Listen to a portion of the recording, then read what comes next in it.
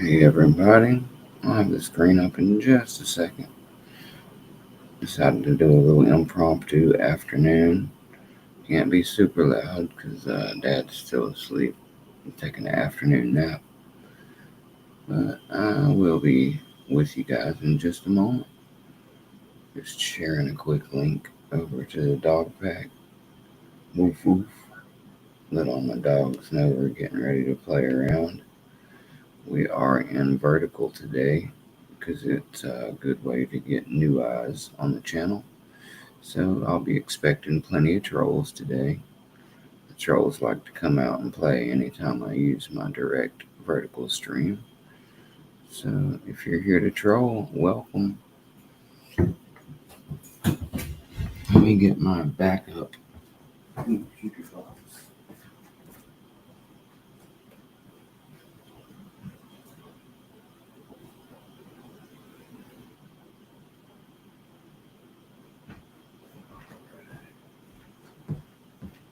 Just want to make sure my monitor doesn't die whenever I'm doing this. So give me just a second to plug my monitor in so I can make sure I don't have any failure issues. And then we will get going, guys.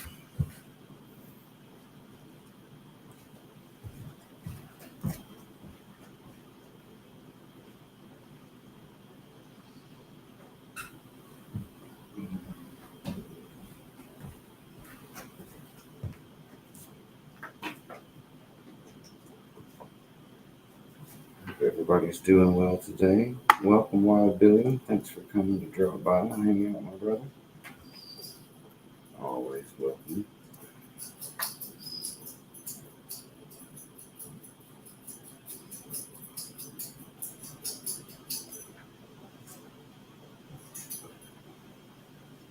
Oh, there's always a little grunt going on, Wild Billy.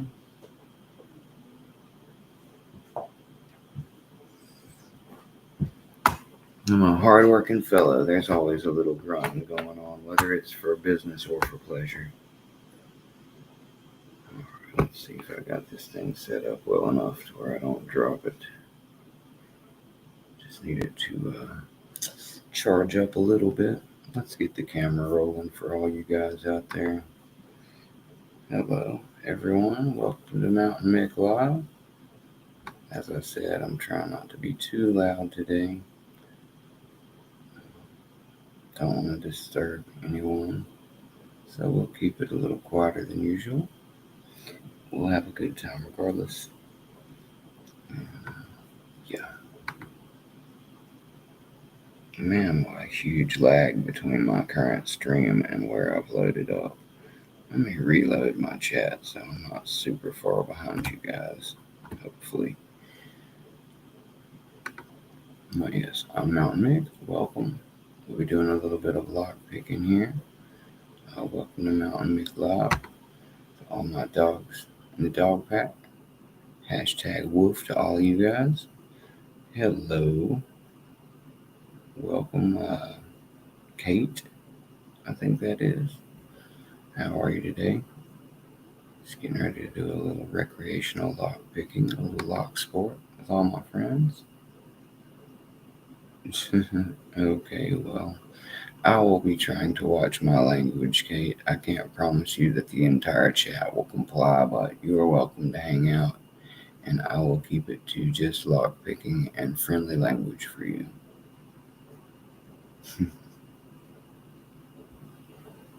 Oh, very cool, Levi. Having a day off is nice. I am currently unemployed, getting ready to move states back to Florida. So, okay, Kate, awesome. Well, welcome, Kate. My daytime broadcast is a little more family friendly, so hopefully um, you won't have to worry about any bad language or anything like that. I'm just here to do a little bit of recreational lock picking, and I'm trying to get things aimed back over here near my stuff. I usually start with my face on camera. Thank you, Backstabber. We're doing a vertical stream today, so we will have some random people passing through in the chat, I'm sure. That's the way it goes here. Whenever you do vertical, you're exposed to a wider audience. So I will try to keep the language uh, wide audience friendly. I would appreciate those in the chat doing the same. And as I said, we will do a little recreational lock picking fun and hang out for as long as I can stand for the next little while. But welcome everybody. All right, let's get down to it. I'll go ahead and start picking some locks. Yeah, you're welcome, Kate. I surely don't mind trying to be wholesome. We're not here to do anything nefarious, or I wouldn't show my face. But this is, I have nieces and nephews, and plenty of child-friendly stuff going on. So, not that I'm saying you're a young child or anything like that. I was a pretty mature person when I was 10 years old, so I was already on the internet, just barely. We had AOL 2.0 and dial-up back then, but I was also playing around on the internet when I was your age, Kate, so it is not a problem whatsoever. And I will try to keep it friendly so that way you don't get in trouble with anybody and you can hang out with us. Not a problem. And it's okay, Kate. You don't have to be totally head over heels into lock picking to enjoy watching me do some lock sport. So hang around and hopefully you will enjoy some of it. And, you're always welcome to hang around with me and my friends. We are mostly wholesome, fun people, and this is what we do. We kind of think of it like a 3D puzzle type of thing. So it is not for bad purposes. We only pick locks that we own, and we don't pick locks that are in use or owned by other people. So it's very much just a puzzle game for us, all on the up and up. And we're not here to teach crime school or anything like that. I'm just here to have fun with my friends and my locks. No problem, Kate.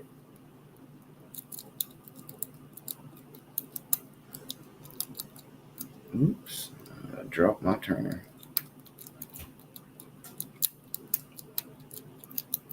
This one wants to be a little bit difficult to get along with today. Let's try a different mace inside this one. See if we can get this thing to open on up. You can lockpick. That's awesome, Kate. Lockpicking's for everyone to enjoy as far as I'm concerned, Kate. All you really need is a lock that you're allowed to play with, and you can make your own tools. You can use some hairpins or even some other household items. We like to use paper clips and safety pins and all kinds of good goodies. Standard greetings, Brett. Standard greetings response. Casual question about your well-being and the weather. I'm gonna have to move on up to something I won't drop out of here. Let's give it a try with the old quint rake. The maces just keep jiggling their way out of this one, so we'll try something else.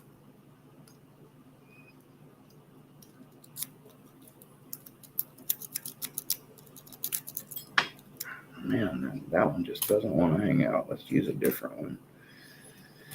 I've never had my turner fall out of a lock so many times. We'll move up to a Reaper turner. Maybe it'll have a little easier time hanging out in here.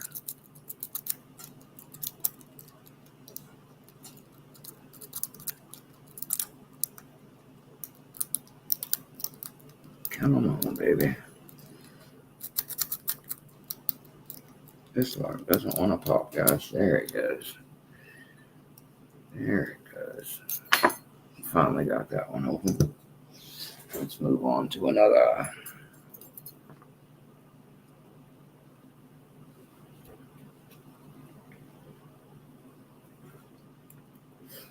Good weather, huh? Oops. My screen tried to go off on me into screensaver mode. Forgot it would do that, but I guess it keeps broadcasting to you guys, so as long as it doesn't flicker the signal, I guess it doesn't matter too much. There we go. And let's go back and single pin pick that one just for fun. Dark and damp. Yes, Brett. It is raining here in North Carolina, Brett. So it's a little bit damp, but it's not dark yet. It's only about 3 in the afternoon here, Brett. So we haven't got the darkness just yet. I'm sure we're having another supermoon tonight. There we go. Beautiful.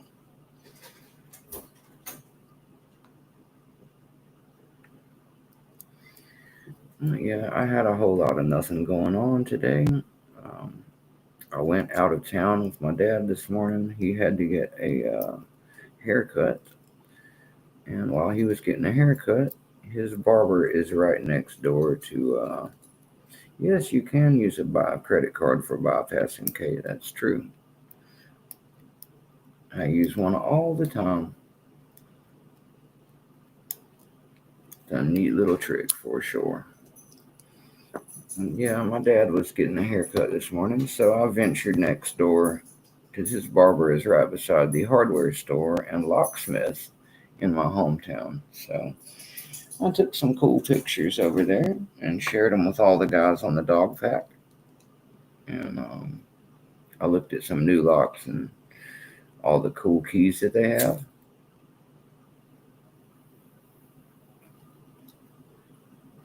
That's very true, Chris. Some things that are harder to SPP are easier to rake. Meanwhile, others are near impossible to rake and easier to single pin pick. It really does just come down to what lock you want to use, what attack. For example, this master lock number 3, I can single pin pick, but it's kind of not so good feeling. It's a little mushy, but I can take one of these maces, like a triple mace, and stick it in here, and it really takes about 2 seconds of jiggling to open it up. So I don't waste my single pin picking on a lock I can jiggle open in 2 seconds. I'll save it for the harder ones that I'll be showing later. Hey, Swamp Picker, welcome.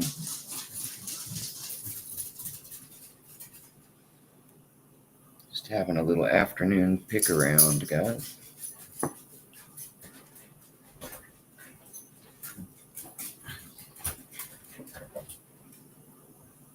Not much what's going on.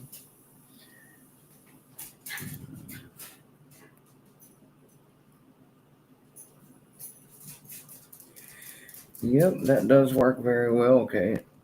I'm sure she appreciates you being able to get you guys back in the house. It is a handy trick.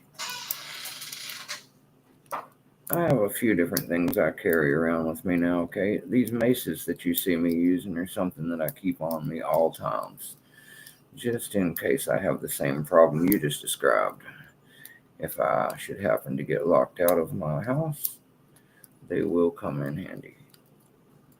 And I like to travel pick, which basically involves me sitting in the back of the car while my dad delivers food And while he's doing that, I get my 3 or 4 locks that I brought in my bag for the day out, and I pick around and have a good time and polish up my skills a little bit.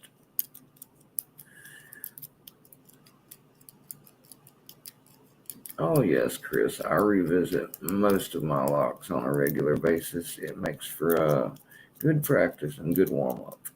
I never stop picking a lock. There we go. Oh, thank you, Brett. I really do enjoy the Mick Hawk.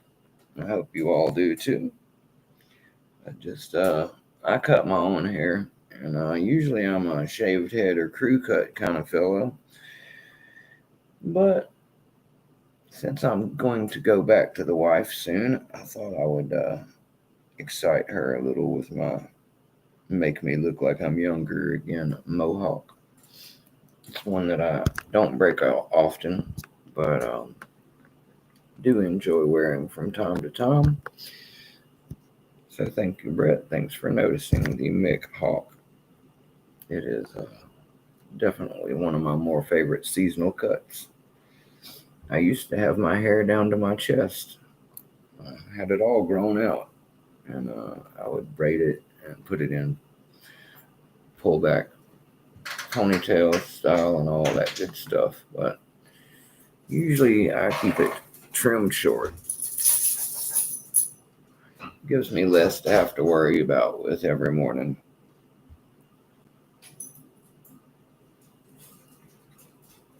That's a good question, Kate. If I had a message to the whole world, what would it be? I would make that a very simple message, Kate. Everybody love everybody. That's it. That's the simplicity of the everybody message from Mountain Mick. If I had a message for everybody, it would just be for everybody to love everybody. It's a great policy. It involves inclusion. It involves acceptance and tolerance. And love is one of the strongest things in the world, if not the strongest element. So that's my message for the world, Kate. Just love everybody, and that means the people that don't understand you too. They don't have to understand you for you to love them. And if they want to hate you, then that's a waste of their energy. And you don't have to get drawn into that. You can love them right back, or you can just ignore them. In either case, don't let the darkness and the jealousy and the negative ways of being dampen your light. That's the other part of my message for the world, Kate. Let your light shine, share it with those who appreciate it, and understand that the more your light shines, people are going to try to mess with it and dim it and distract from it. And you got to just ignore that. You can't let that take away from your good energy, because what happens is you'll manipulate your own self into not continuing to give people a chance, not continuing to try and reach out and make those meaningful connections and to share that good energy with people who, for the most part, deserve it. I believe the world is full of good people, some of them jaded, some of them run down, and some of them without hope. But meeting other good people and helping to let the light grow and flourish is what the life journey is all about. So shine your light and share it whenever possible. And when somebody tries to rain on your parade and make it dimmer or tell you that it's not good enough, just ignore them. It's clearly something. They're not unhappy with you, is the thing you have to understand, Kate. They're unhappy with themselves, and they're just projecting. So just feel bad for them, but don't let them know you feel bad for them, because that'll offend them. But just pray for them or wish them well.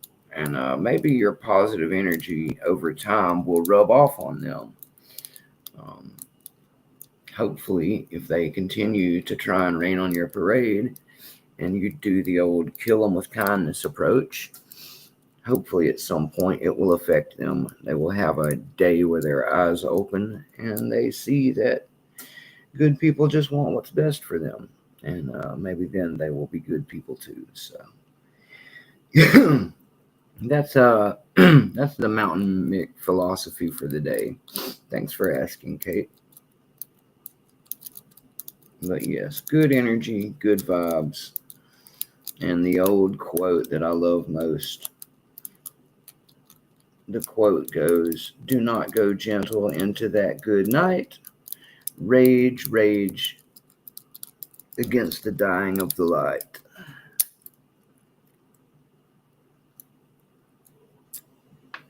And by rage, it doesn't mean be angry. It means be passionate, be the flame. Don't let people quench your light.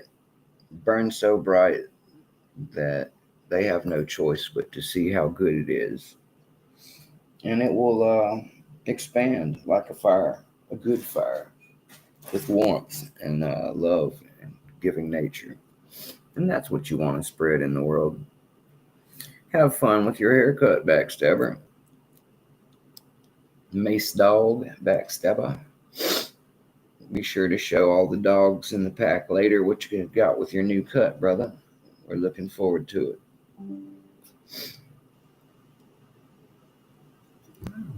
Oh, wow. Looks like somebody just posted a bunch of lock pictures. I just got a message about it. Anyway, we'll be checking that out later. Just making sure I'm still on screen good for you guys, where you can see what I'm messing with here. I don't often do a vertical live stream when I'm using the laptop, but I wanted to go vertical today because it's daytime and because we reach more new people when we go vertical this way. So I wanted to reach as many new people today as possible and see how it went. And we found our way to Kate and hopefully some other people. Thank you, Kate. This is what I do normally, and pretty frequently. I get on live about once or twice every 2 or 3 days, honestly. I'm not an everyday guy, but I am a very frequent live streamer. I enjoy doing the live stream and interacting with people while I pick my locks.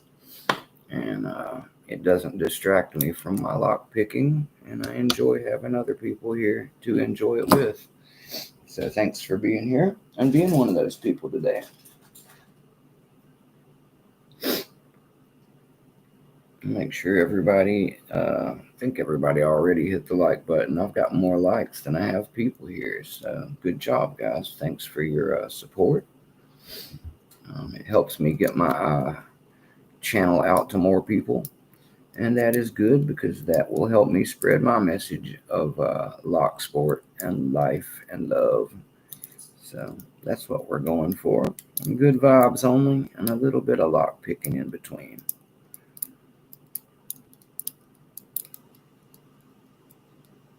Come on, baby.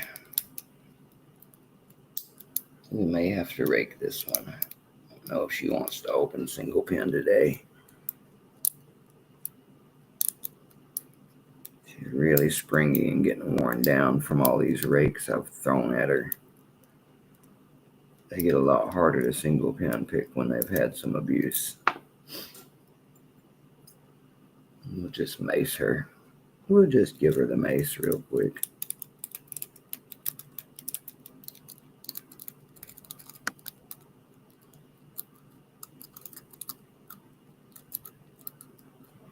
Not sure if she likes this mace. We may have to go to one of the others. It's just like keys or any other tool.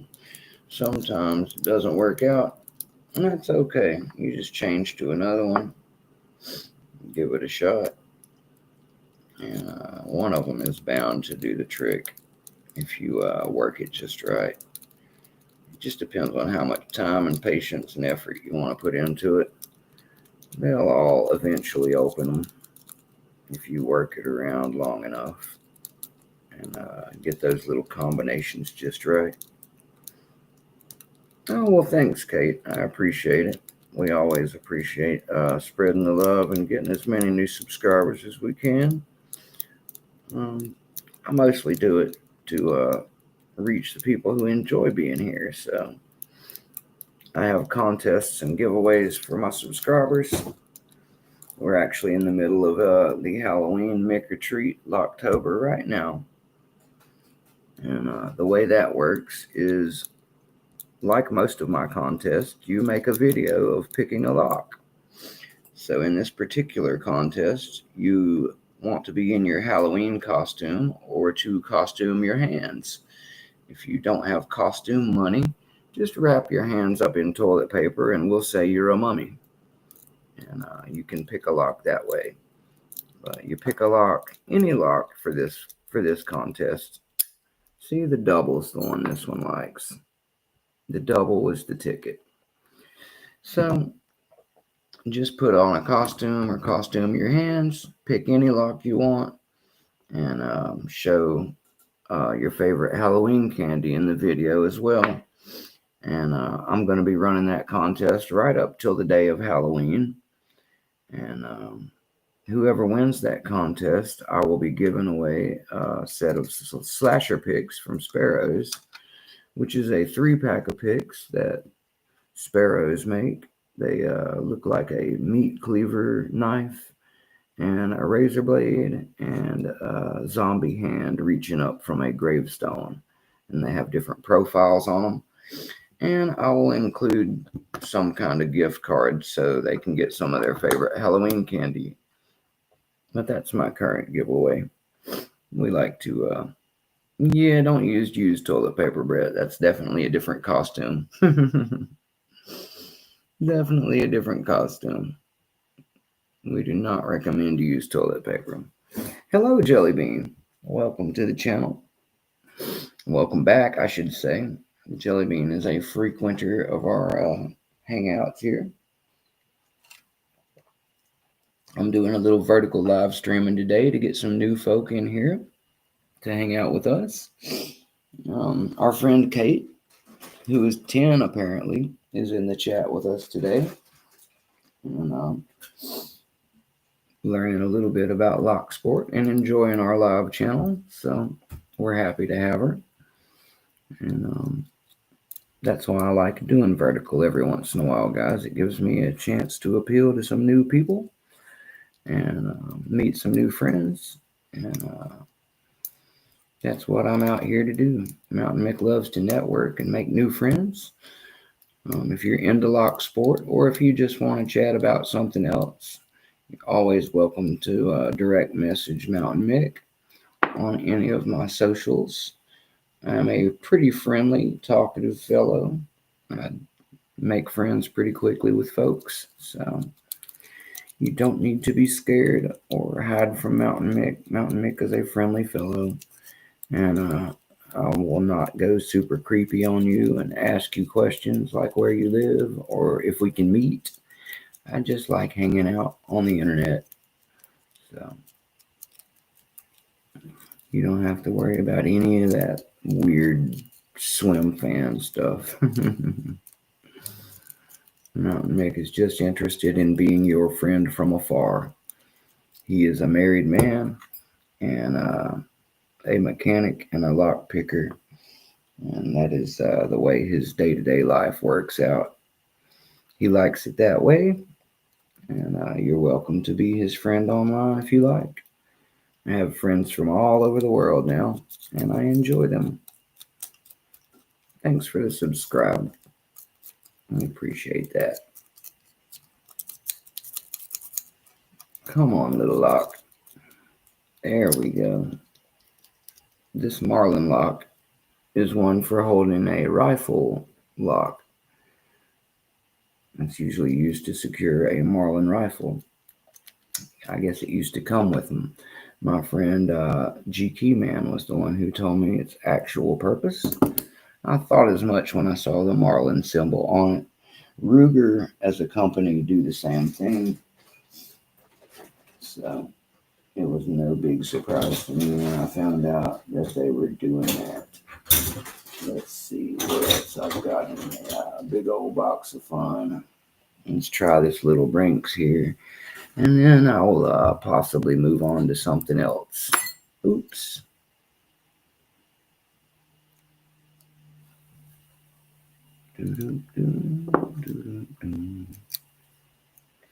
Little single pin picking for fun.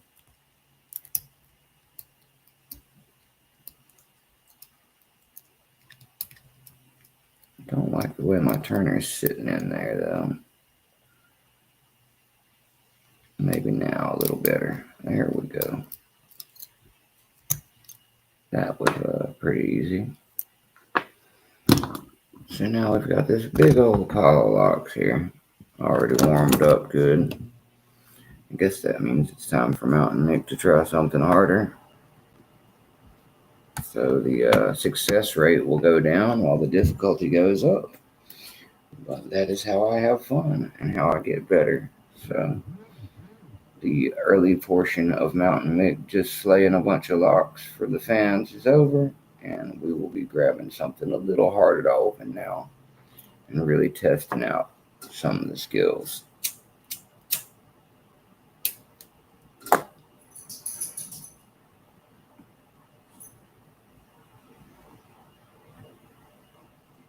Thank you, Jelly Bean.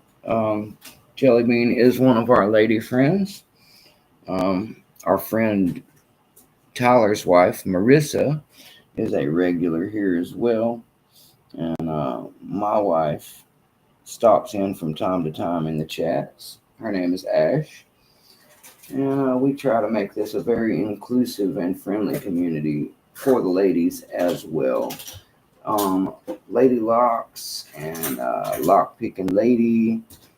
I've got several lady friends that are lock pickers that you guys could meet. Lady Locks is definitely the most prevalent, but she's a very famous lock picker. I think these days she just broke 10,000 subscribers, so it's safe to say she's pretty well known. And she works with Covert Instruments and with Lock Picking Lawyer. So if you ladies are interested in watching a female do some lock picking, she is a good friend of mine and a good friend of my channel, and I would feel very comfortable supporting the idea of you guys checking her out as well. But thank you for spending some time with Mountain Nick, and I'll always try to make sure my channel is a friendly, safe place for all people to enjoy. I don't care for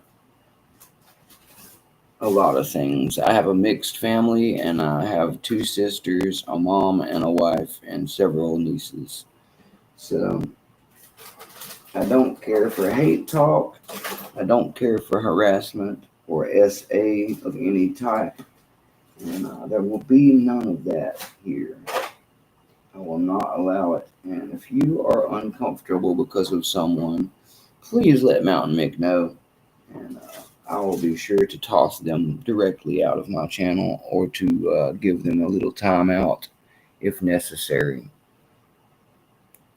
Alrighty, Kate. Thanks for coming by to hang out. You're always welcome back.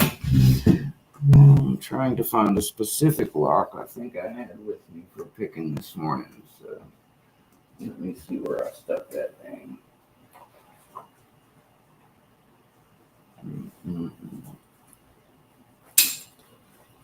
I might have left it in the car. My goodness. Let me check, guys. It might be in my hoodie.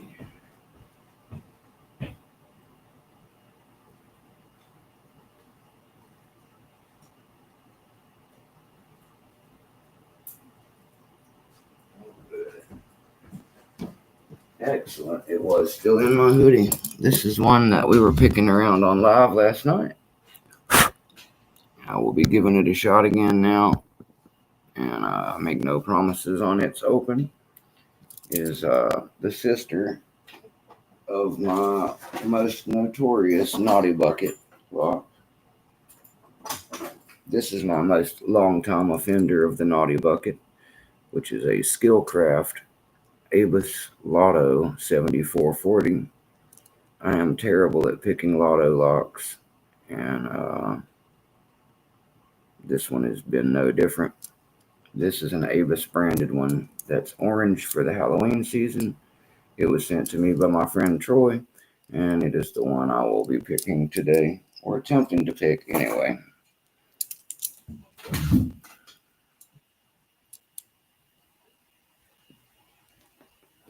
So let me get some proper tools out for it, and we will do our best to get into it. Let's see here. Let me try one of my Sparrow's curve turners in the top. They sit in there in that little weird Avis groove just right. There's a really weird groove at the top of an Avis Yale, guys. If you want to see, let me show you.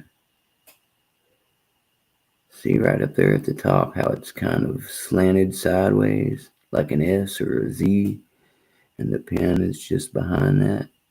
That's what I'm talking about. I need to get in that little S area there just right. And then because it's a Yale, I'm going to have to pick my way around this really big warded bump that's in the way, because all the pins are kind of hiding up behind that. So that is the crux of what we are up against here. Just looking for the proper thickness to get in there and sit in that little slot just right. You may have to use a non-Sparrows one for this one. It's just a little too big. The notch is a little too big. You might have to go to a Reaper, or a double-sided one from the Reaper. Let's see what we got. That one, the 50 is too big. Let's try the 40. The slim side of the 40 should work. Oops. It's pretty snug. I don't know if it's going to go in all the way or not. I might have to go one more down. Let's see if the 32 will do it. All right, that should be good. See, now we're in there like we need to be. Got a good control on it. Now we just need a good pick. Hello, Lock Wizard. Logic, my friend. And just, I'm already done with my warm-up phase. We were doing the good old obligatory pile of master locks to get warmed up with. And you have joined us at the phase where I pick on something a little harder that I have not opened yet. So we have one of my old arch nemesis, the 7440 Avis with Yale keyway. And I will be attempting to pick around on it for the next little bit. We're going to start out with a Moki, tall medium is what I'll call it. It's not the deep, but it's not the standard either. So I guess a medium hook is what it properly should be called. And it is an extra from the Gold Digger set. I don't have the standard flats yet. They are on the way right now, though. Yep, to Hootie. And I will possibly be adding some of those beautiful 44 Delta Chirac easy handles so that I can have a lime green glow-in-the-dark looking version of this, but for my other set of Mokis that are coming. So with them only costing about $16 shipping and all, it's going to be hard for me to deny 44 Delta that order. It sounds just right for my pocket and for my pick needs. Until I get a hold of those, I will probably do the old double stack where my Mokis will look like these mini jimmies, and I will basically, since I perfectly have 4, I will try putting the standard flats on the other sides of these. And once I decide they need their own handles, which probably won't take long because I'm kind of picky, I will then switch over and get myself some Chirac or Chirac, whatever, however he pronounces it. I thought it was Shiraz before, because Shiraz is a fine wine, And for some reason, he instead decided to name them Chirac, which I can only assume is after Chicago, the crappy part. Anyway,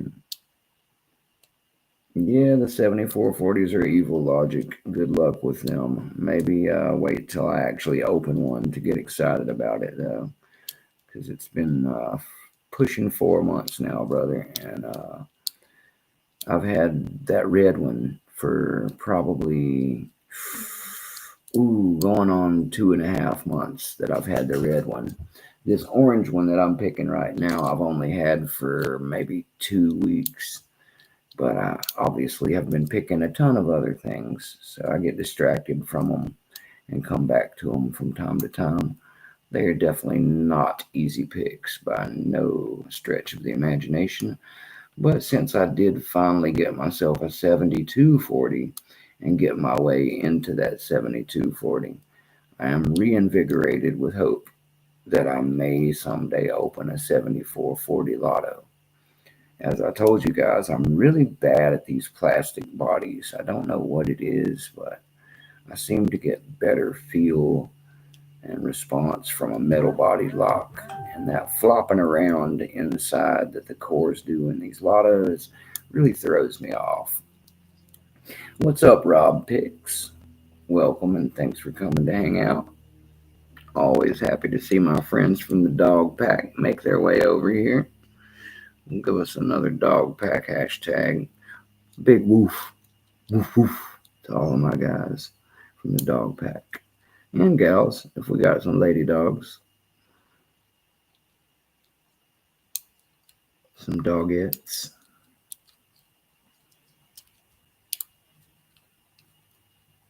We're a fully inclusive channel here. We love men, we love women, and we love people from everywhere. Mountain Mick is an international channel, guys.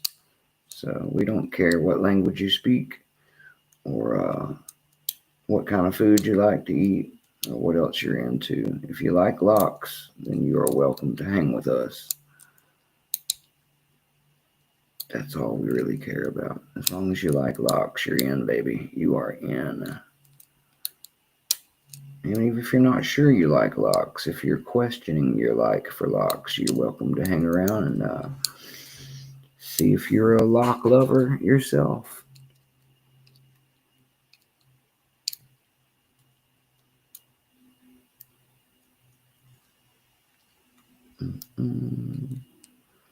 Normally I wait until the evening to go live, but I thought, you know what?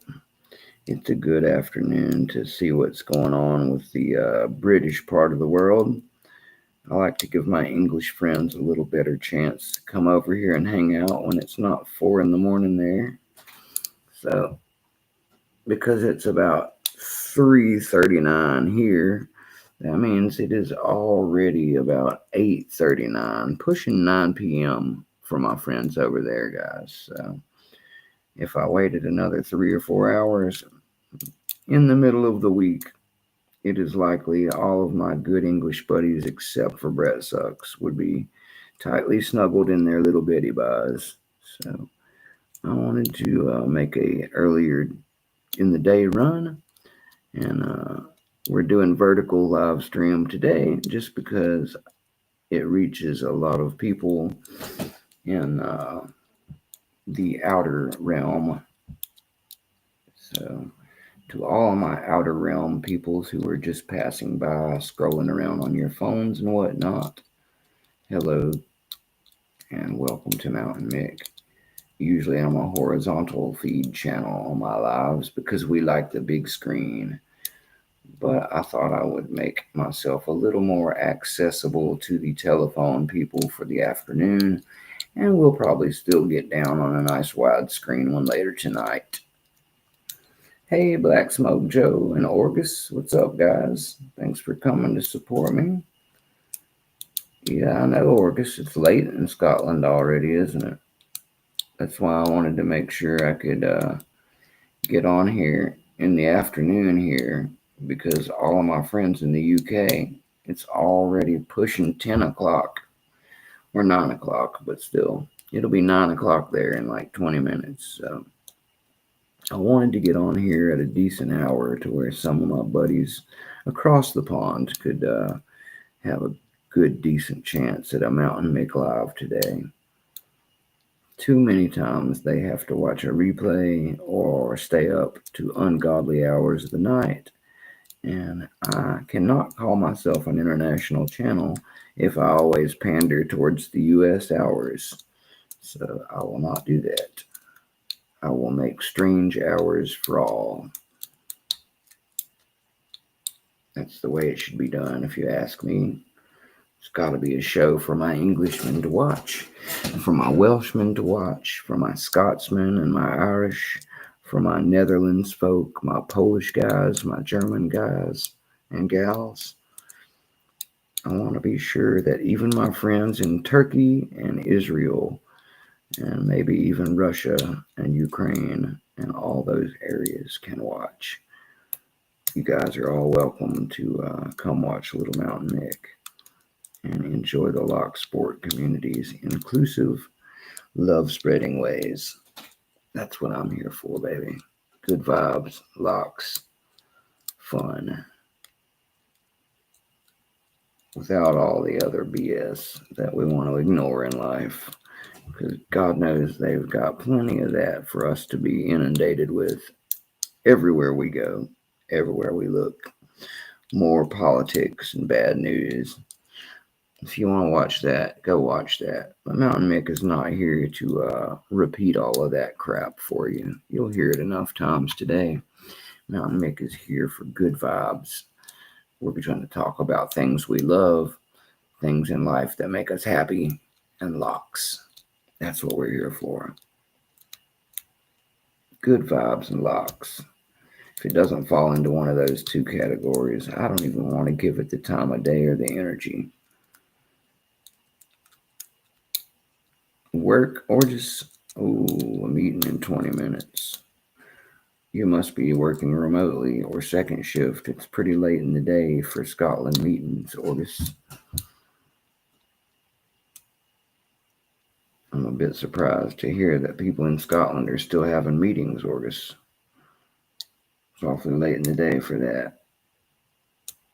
You should already be tying one on at the house, lad.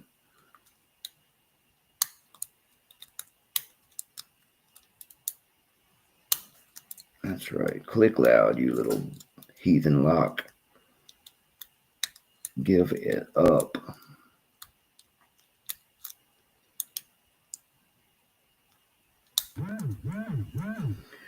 And to whoever said that they bend their mokies and all their mokies were bent, I don't know what you're doing with your mokies, people, but me and Brett don't have that problem. We're using mokies the way they were intended to be used, picking locks with them, not like heathens. And they stay beautiful for me. I don't know what you guys are talking and on about. I don't know what you're on about with your bent mokies, guys, but if your mokies are bent, you're doing something wrong. Don't blame the mokies. You'd have to bend a Jimmy Longs or a mokie. You must have something wrong with you. You're pressing on a warden or something, guys. Don't do that. If I used my scissors to try and cut a brick in half, I wouldn't blame the scissor maker for not making them good and sharp. That's all I'm trying to say.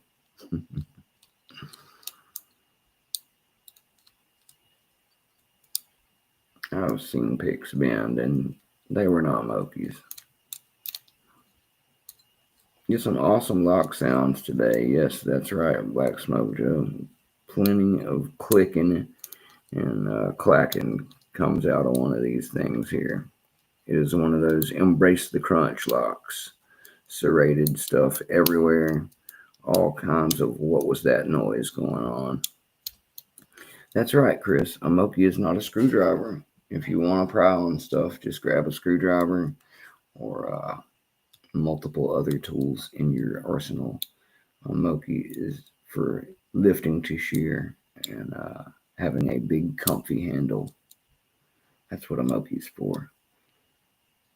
And if you are one of those heathens that bend them up, fortunately for you, Moki has been nice enough to include a second pick inside the handle for you. So if you're that bad at bending picks, maybe you should stick with Moki, because then look how straight that is, guys.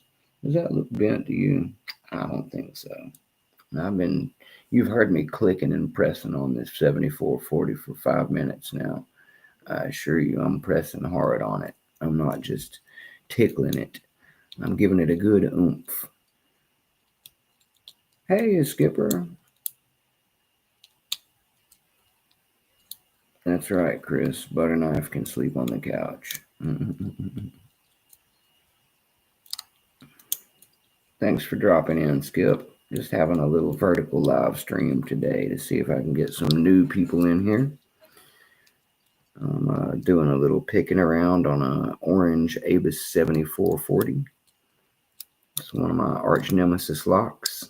I've never opened one. I have two of them, and I have not opened either as of yet. So here we are. I'm playing around with this one, and who knows? Maybe I will spend the entire stream failing on it, and maybe I'll even get lucky and fluke it open. But at least we'll have a good time, and I'll have something to do in the process. Oh, that's all you missed, Skip. Nothing you would have cared about. I warmed up with a bunch of crappy master locks that would have bored you senseless, and chatted around with some new people that we have dropping in and out of here. You tell them, Zero. And showed off the Mick Hawk to anybody who wanted to see it. My new haircut. It's my new haircut. All my boys got the same freaking haircut. You know what that means.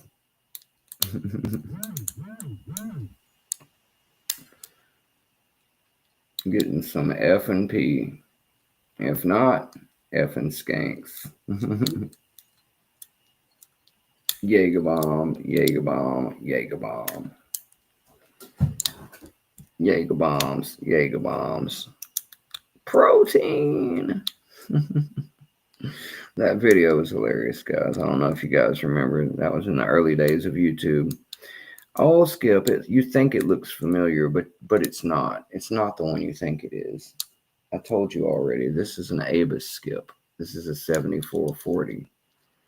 The PL410 Pro that you think it is because it's orange is sitting in the naughty bucket over here. The Mick Mullet Wizard? I don't know. I've never been much of a mullet guy, Wizard. It's a really stereotypical thing.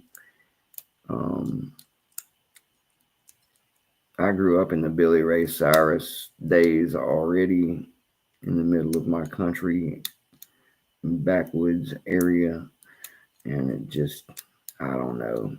I don't know if I can do the mullet, my guy. I think I'd need to put on an extra 50 pounds to properly rock a mullet.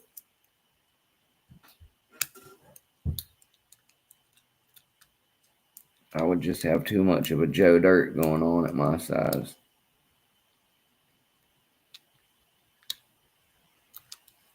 For everybody who's wondering, let me hold the lock here so I don't lose tension. This is the lock Skip thinks we're locking. This is the one Skip thinks we're picking, guys. That's why he thinks it's familiar looking, because they are pretty close to each other, as you can see. And with my hand, my big old paw wrapped around it, it's pretty hard to tell the difference between one or the other. So you got to give them a little credit for thinking that this lock was this lock. However, they are not the same lock, and they are both difficult locks. One's a green belt, the other is a blue belt. They are both difficult to pick. I would honestly say they should both be blue belts if it were my ranking system, but I'm not the one who's in charge of that kind of thing. As I told you guys, I'm not great when it comes to lotto lock picking. I really hate these little plastic bodies. They're just so thin and crappy. The cord just flops around in there like it has no business. If it was a nice hard body like the 7240, I would have probably already worked my way through one of these at least. But oh no. And guess what? It's actually even worse in the vise. I've tried putting it in the vise before, but just not the way, guys. I do the best with picking a lotto in hand. I did get my 410 open. Pretty sure it's completely dead inside, and I think this one is too. I don't believe it's got a sprung core or a sprung shackle, so it's pretty much dead inside, like me. And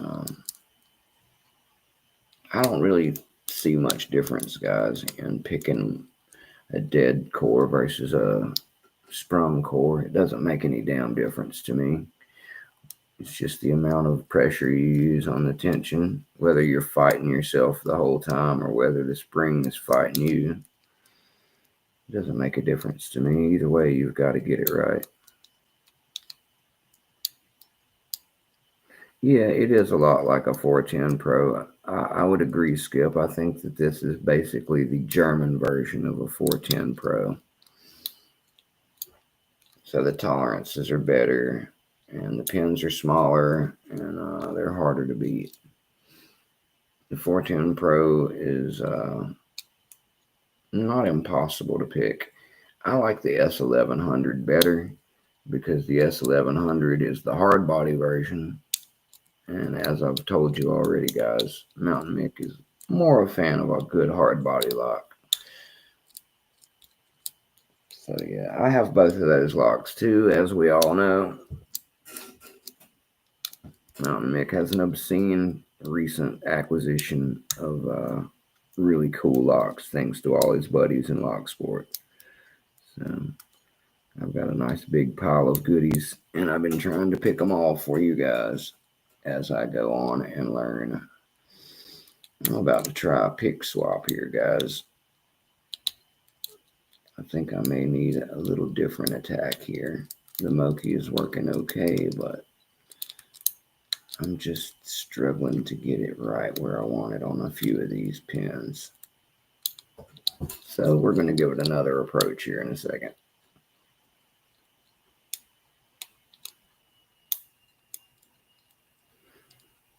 Yeah, Orgus, if you don't like the Master Lock 410, I would definitely not advise getting a 7440 or a 410 Pro.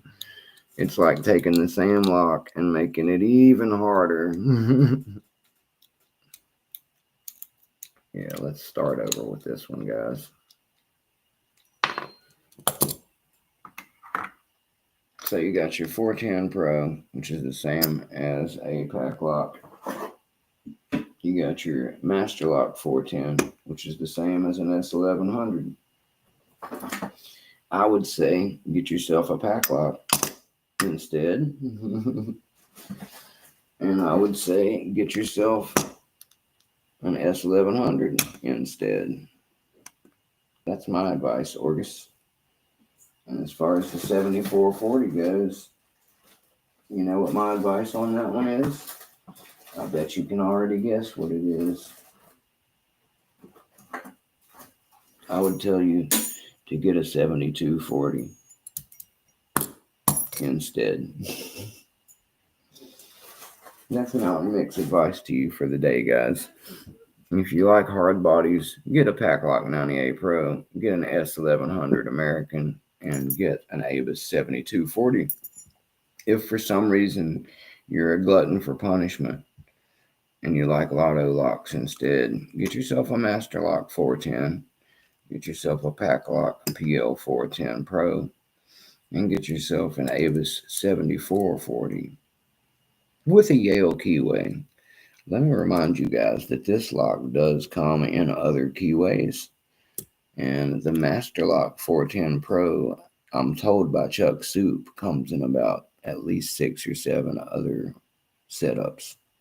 So there is a lot of variety when it comes to these two guys. No, don't get confused and think just because you see Mick picking on one that you've got the same lock, because there is a very drastic chance that you do not. Even if it was just the key that was different, you'd probably have a way different lock. But there's actually a ton of possible combinations of both of these locks, guys. And as you already know, this little bugger here is worth a 200K patch. So it has over 200,000 different combinations. Just thought that it was worth mentioning. Anyway, let me get back to trying to pick this lock. I just wanted to do a little show and tell since you guys keep bringing up all these other locks. Also, if you are into picking lotto locks, I would recommend getting yourself a multitude of Americans, because they are always different anyway. No two are the same, and they have been pinned everywhere from serrated spools to serrated drivers in any mix of any pin stack. You never know what you're going to get. No two Americans pick the same. The springs are different sometimes and feel different. It's just a really mixed bag. It's great for security, but bad for comparing to each other when it comes to picking, guys. Just because you can pick one American 1100 all day and pop it every 5 seconds doesn't mean you're even going to get another one open. I promise you, go buy 5 of them and you will learn quickly that it is not the same from one to the next. I'm not even sure these all have the same keyway. They do, by the way. I just looked. Anyway, what I was also going to suggest is that if you like stuff like that, get yourself one of these Zarkers. This is a really cool lock that I've had a nightmare of a time trying to pick. It comes with 3 keys. Look at this key, guys. Look at this Zarker key. Isn't that crazy?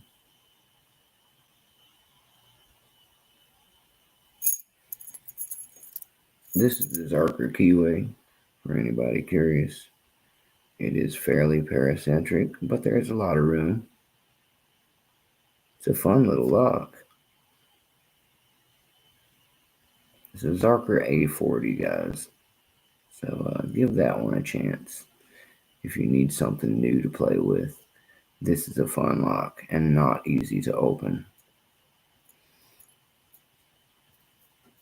Of course, they're all good locks. And let's see what else. If you like those, I would also recommend giving a Brady Lotto a try, guys. This is a Brady Lotto. It's a lot of fun. Get the keyway on the Brady.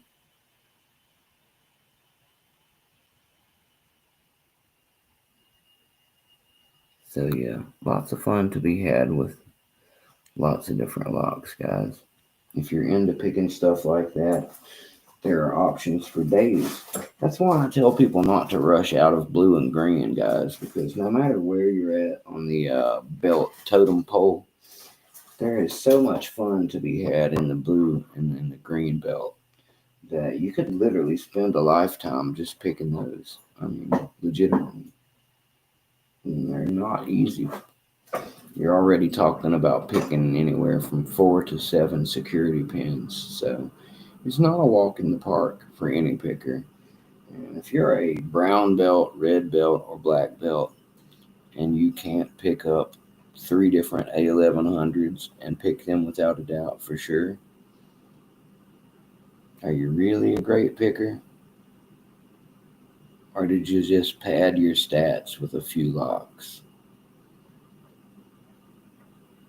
That's up for debate. I won't say either way. But all I'm saying is, typically, if you're belted somewhere, you should be able to go down 2 belts and have no problem with those locks, I would think. I'm a blue belt, so green, yellow. Yellow is a big jump back down for me, guys. But I don't think I have trouble with yellow locks that bad. I should, on a good day, be able to pick most yellows and pretty quickly. So I just feel like if you're a real red belt, brown belt, black belt, You should be getting to that point with green belts. You should be able to slay an A1100, right?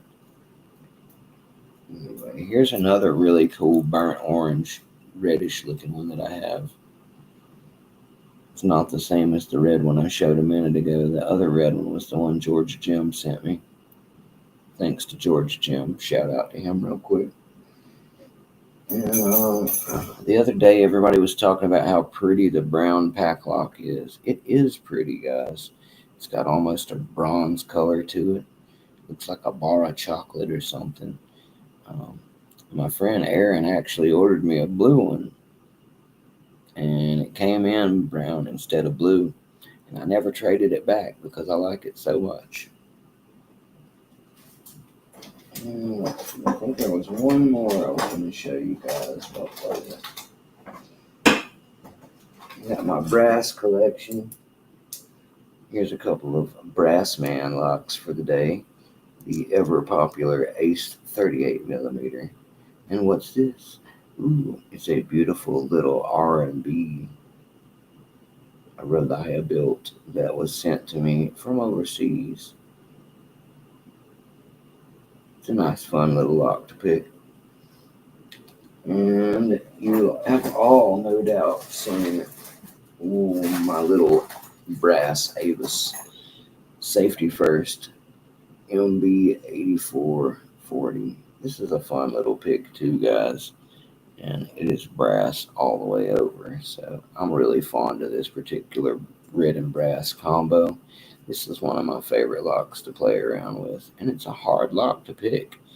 It has a couple spools in it, and they're fun to play the old hybrid rake it low, set it into faults, and then hunt the spools game with. I love doing that with that lock.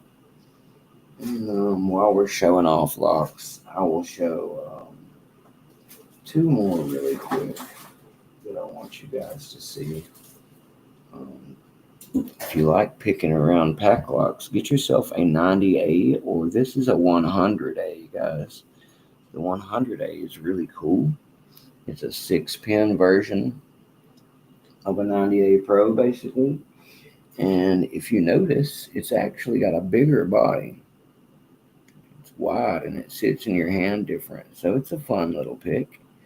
And here's the vastly different keyway on it. See this 90A Pro, and this is the 100A.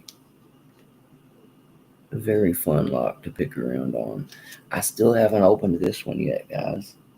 This is a hard lock to pick too. If you like 6-pin nightmares, get yourself one of these, and get yourself one of these Avis 7440s, and get yourself an S1100. And those little 6-pin nightmares there will give you fits for days. You can even drop a 410 lotto in there for fun if you're feeling really desperate for pain.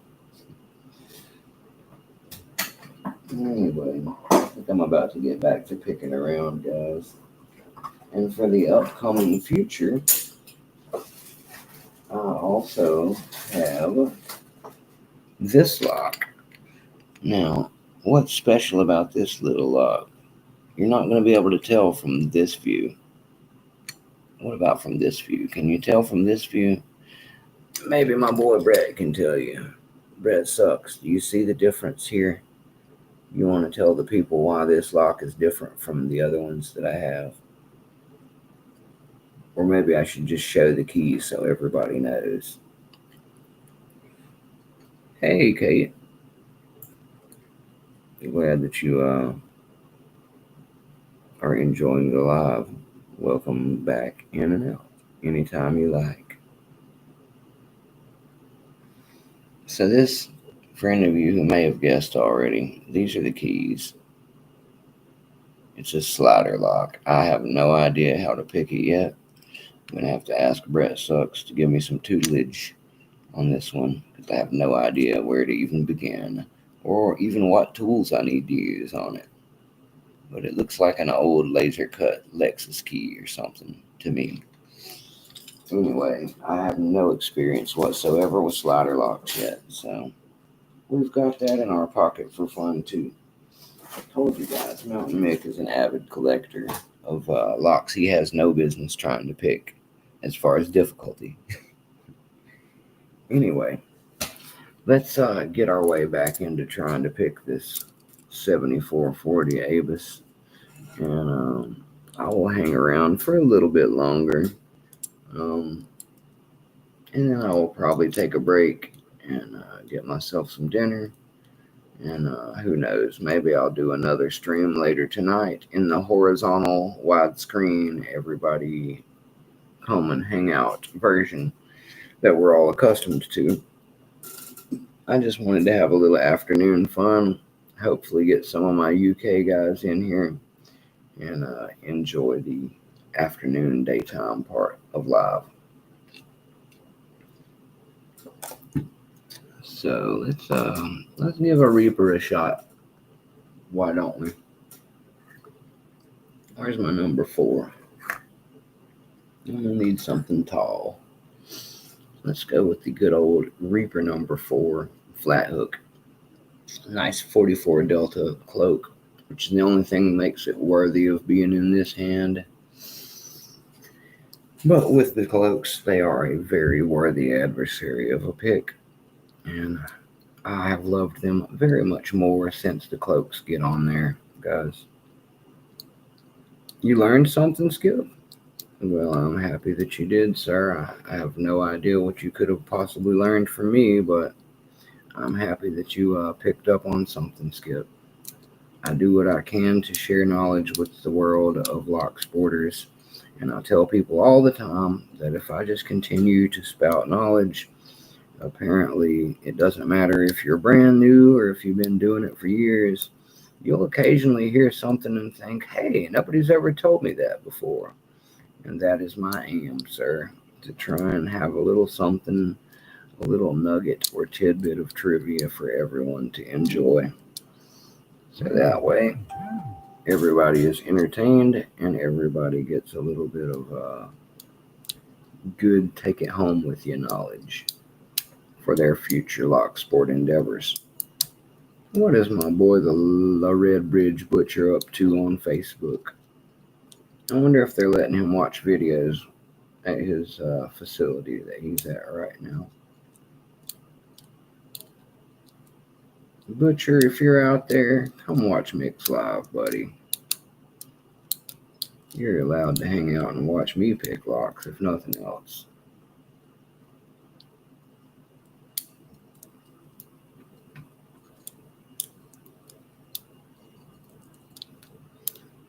Let's add a little bit of heavier tension and really make some clicks and pops happen on this one. I've been going light on it, guys. But now that we're not using my Mokies, let's try a little bit of bullying on it instead. Yeah, let's try getting a little bit rough with it. Maybe this lock likes it rough. I know some of these lottos like it nice and PG rated, but some of them also like to be tossed around a little bit. So I'm going to try some heavier tension combined with a little bit of backing off while I lift. And we'll see if I can bully my way into this Avis instead of being nice to it. It is German after all.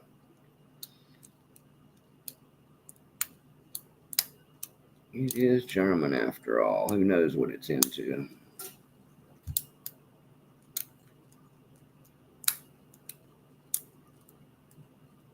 Sounds like sand in there, guys. It really does. It sounds like a sand rattle. Oh, Chuck Soup has dropped another logo fox. Cool. I think Chuck's got more logos than I've got videos, guys. He's got some of the coolest moving fox logos. My wife is a big fan of his logo work. Chuck does some awesome stuff with that. Where are you, Chuck Soup? Chuck must not know we're live. He's usually in here. Or maybe he's just multitasking and he is here. Who knows? I think my chat may have frozen again, guys. Let me reload it so I can see if I'm missing something you guys are saying. No, I guess not.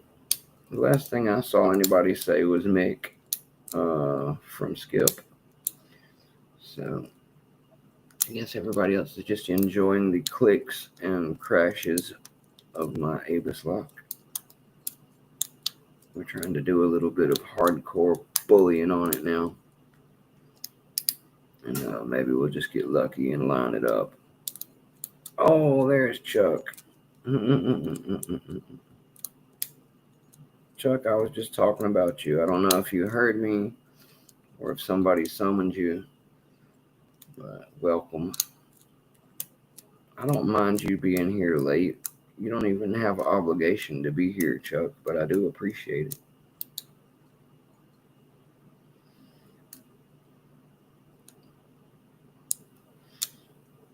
You're supposed to be here to protect me, Chuck. That's why you have the blue wrench, Chuck. You're supposed to be here to protect me from the mean old trolls. Don't worry, Chuck. I've been handling them just fine. We've actually not been trolled yet today, I don't think. But I decided to do a vertical stream so we could invite some new people. And I believe that's working out. We've met a few new friends. I noticed, Chuck. That's actually why I brought you up. I saw the Logo Fox video drop on my laptop just now, and that's why I brought you up, sir. I still get my notifications in the middle of my video. Damn this fly. Sorry, guys. Got a fly attacking me. Excuse my language. I don't like being bothered by critters while I'm trying to pick. Get up in there, you. Pin 1 is just hanging deep. Get in there, you.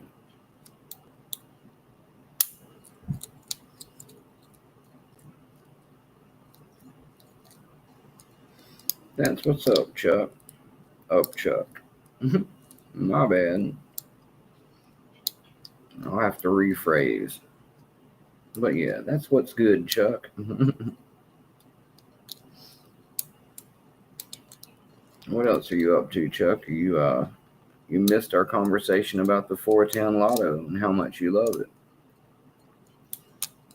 We were talking about Lotto locks because I'm currently picking a 7440 Avis. Or trying to. I never seem to get one of these to actually open, but I'm picking around on it.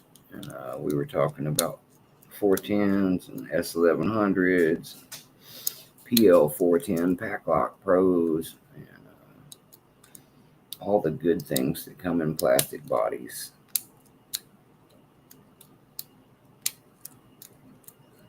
Three more that you're debating posting. Why the debate, Chuck? You don't like them? Are you afraid we won't like them?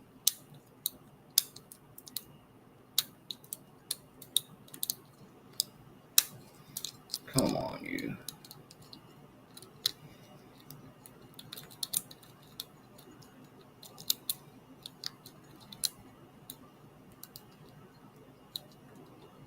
Give her a little sweep and a little up click. Come on, you. Be so stubborn. Just open and you won't have to face the torment any longer.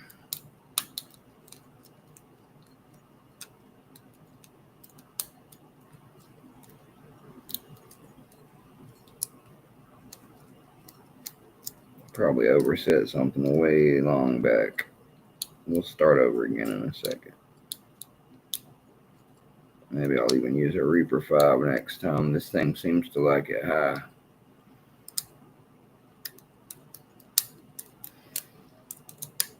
Oh, those good crunchy sounds.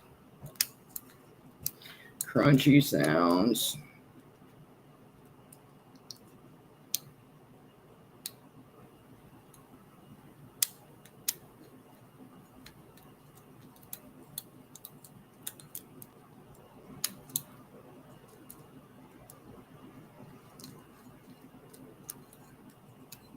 Yeah, Chuck, it's not the keyway that's my problem. It's the cheap chromy plastic bodies that I hate. It's that floppy core. The core just wallers around in there because it's not being held in good like it would in a metal body. I hate it. I hate it. It still doesn't feel natural. It's against God's will, Chuck.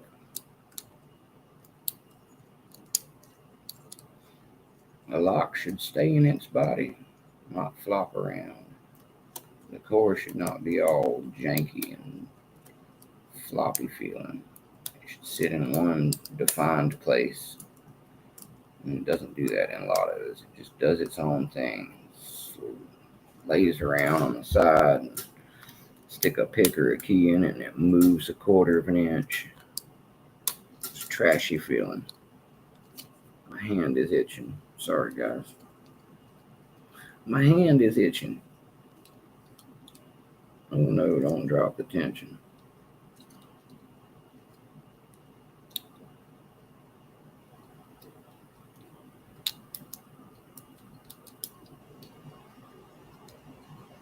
Let's focus a little more now that we're done bitch picking it. Excuse my language. Bosnian Bill introduced that. I call it bullying more often, but that's his term, not mine.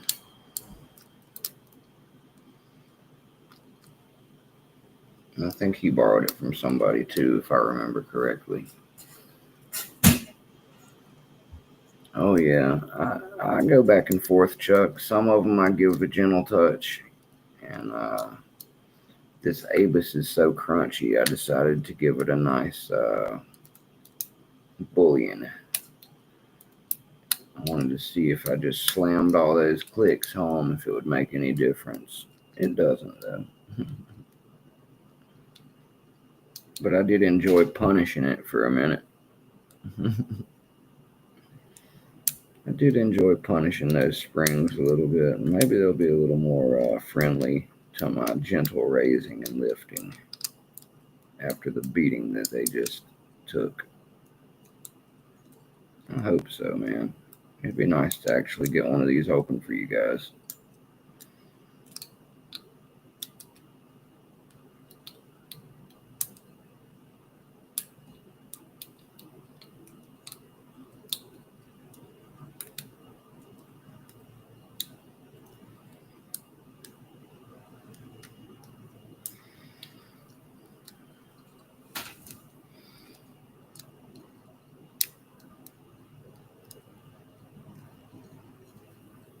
Formidable lock.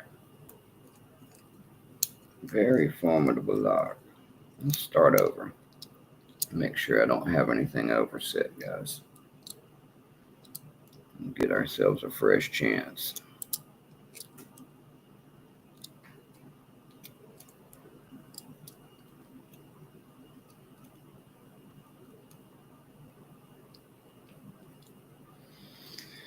And I will move up to a number 5 so I can get just a little more lift on it.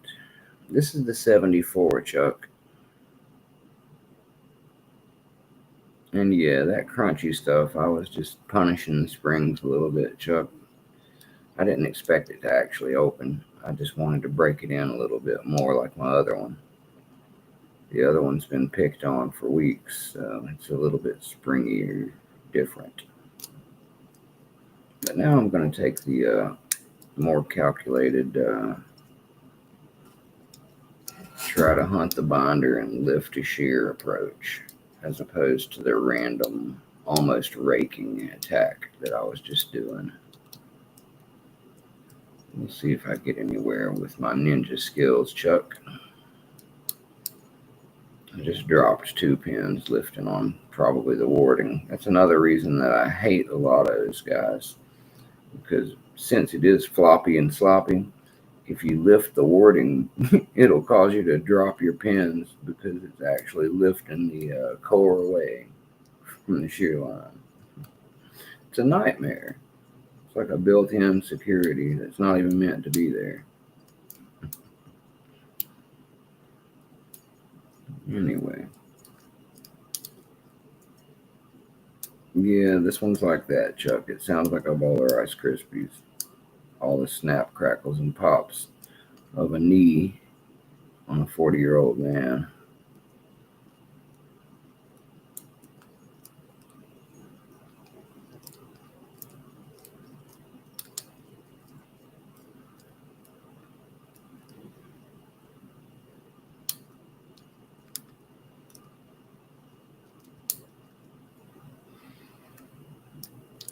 I haven't got a 71, Chuck.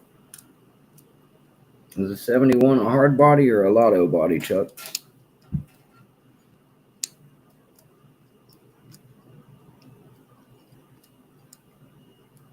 Let me know, Chuck.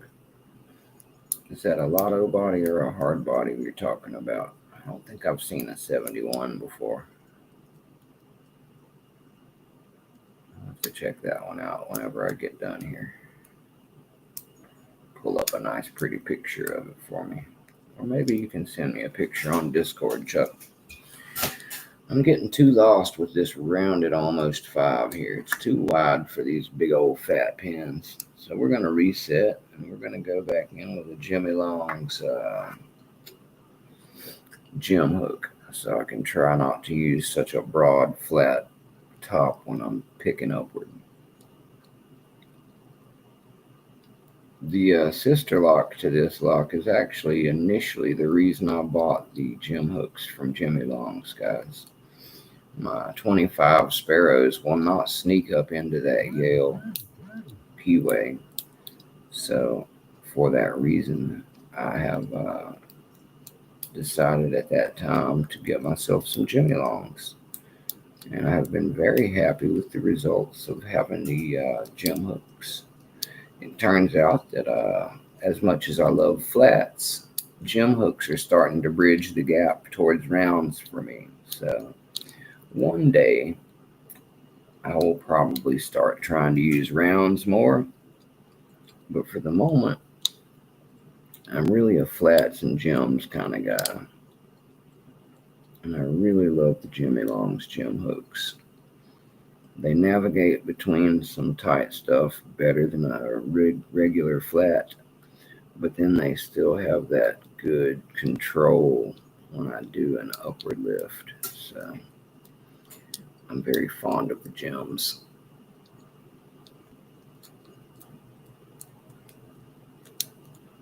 Chuck, I was telling everybody, plastic, huh? Cool. I was telling everybody what you were telling me about the 410 having different keyways as well. How many different keyways do you have on your 410s, Chuck? Because I believe I only have one 410, so I don't have anything to compare it to. But I remember you saying that it had multiple keyway shapes on that particular one. I think this is a little tall. I'm scraping pins without meaning to, so we're going to have to go down a height. Let's start over because I know I overset some things.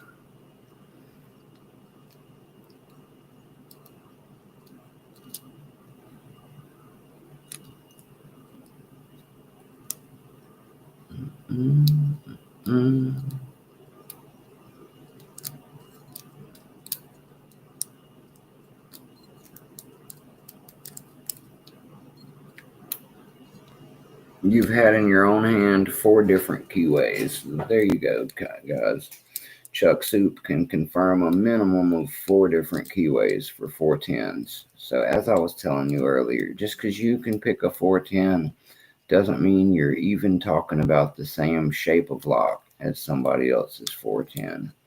So next time you're talking to somebody about 410s, try to keep that in mind. They might be having a difficult time because they're not even picking the same lock as you.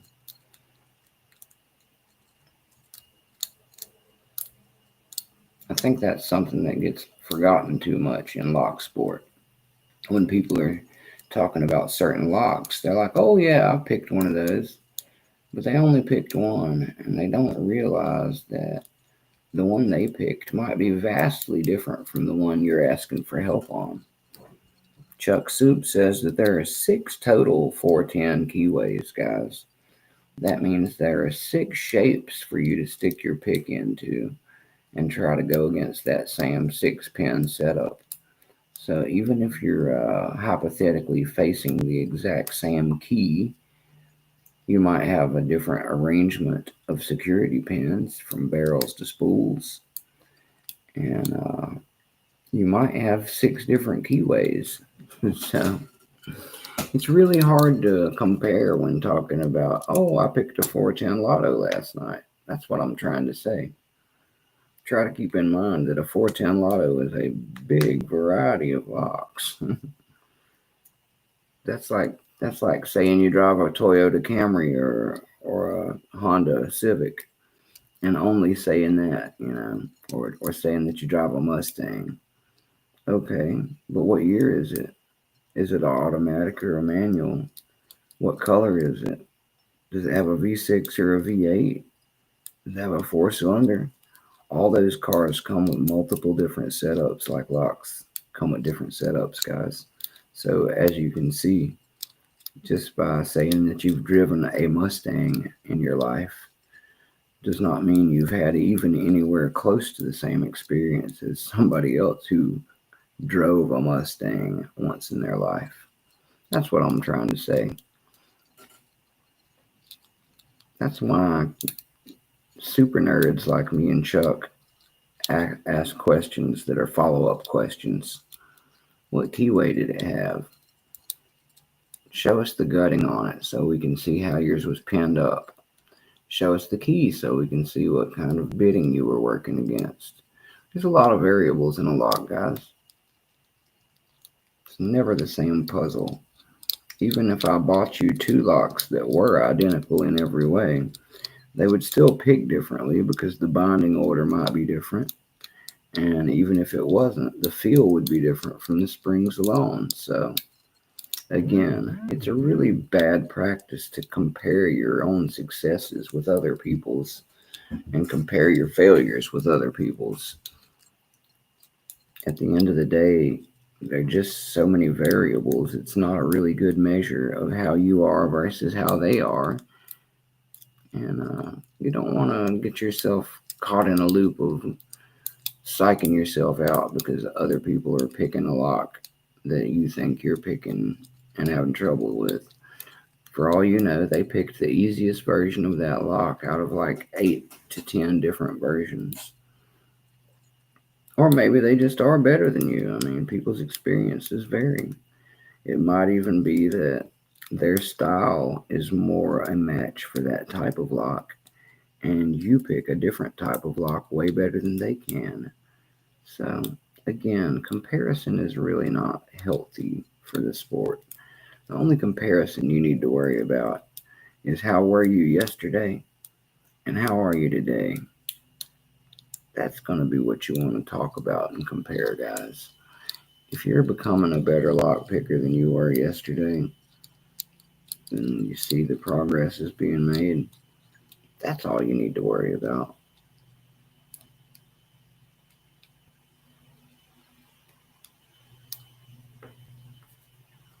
I may even have to go for the low reach here, guys. I still feel like I'm tickling pins when I'm not meaning to.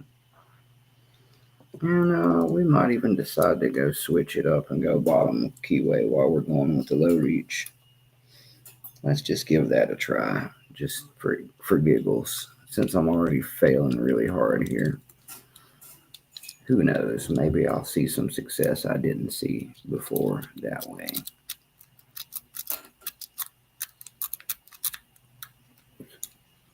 I'm definitely already touching the pins with the lowest jimmy I have.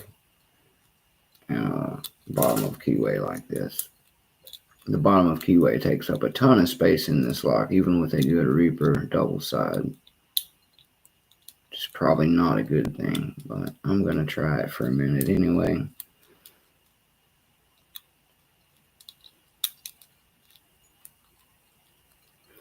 That's exactly right, Chuck. So Chuck is able to open a Packlock 90A Pro in 3 seconds with his city rake.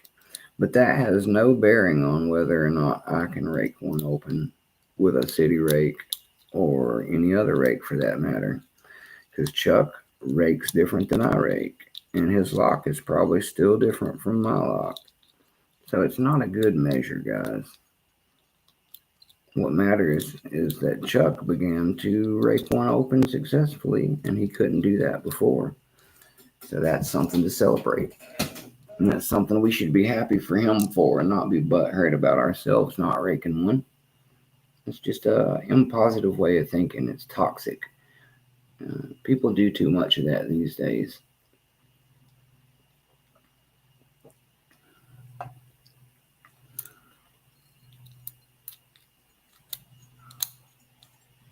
It's okay to let other people have their victories, guys. You can even help them celebrate their victories if you're comfortable with your own. It's a lot more fun for everybody.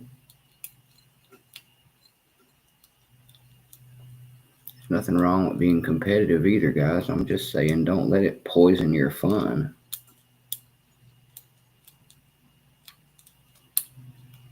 Now we're getting a bunch of clicks. Now we're getting a ton of clicks. Yes, Sparrow's City Rake. That's right, Chuck Soup. Shameless promotion of Sparrows.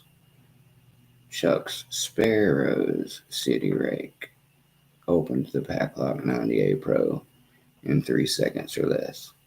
Can you do it? I don't know. It depends on how good you are at using your Sparrow's City Rake and which Packlock you have. But Chuck Soup can do it. And you can see it on my videos from Friends playlist, or you can see it on Chuck Soup's channel. I've seen it myself. I seen it. It's true. It's real. Yeah, Chuck Soup is a property manager, guys, so he's had quite a bit of experience needing to get some rapid entry. Experiences vary, guys. It's okay. The reason you might be opening locks might be different from somebody else's. Yeah, I've heard that from a lot of people, Chuck. The Sparrow's City Rake is a good rake. They definitely made it gold when they used that one.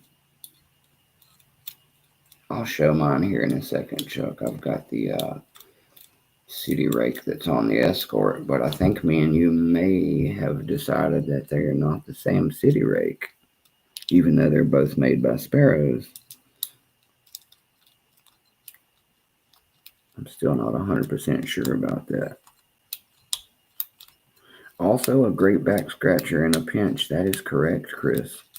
A City Rake from Sparrows will scratch your back really nicely.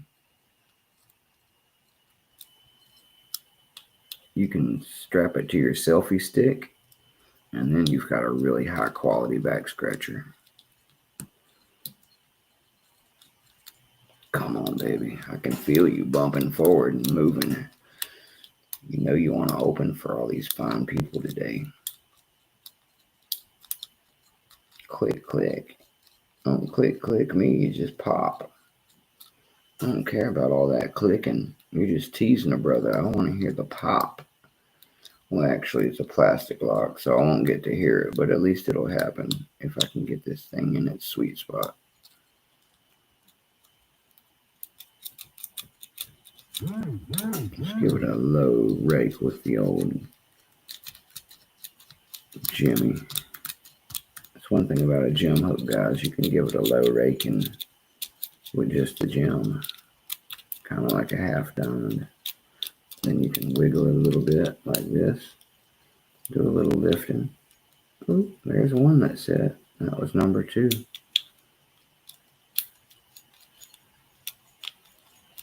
Sneak back under there. See if we can get anybody else up in their spot. Can't tell who's binding is the problem. Gonna need a little more attention for that. Man, these are some nightmare locks, guys. Nightmare. I should probably use a 15. Still trying to bend up sideways to get up in there for touching the pins. The 15 might be a little bit more versatile for that. But I don't like using my 15s unless I really have to.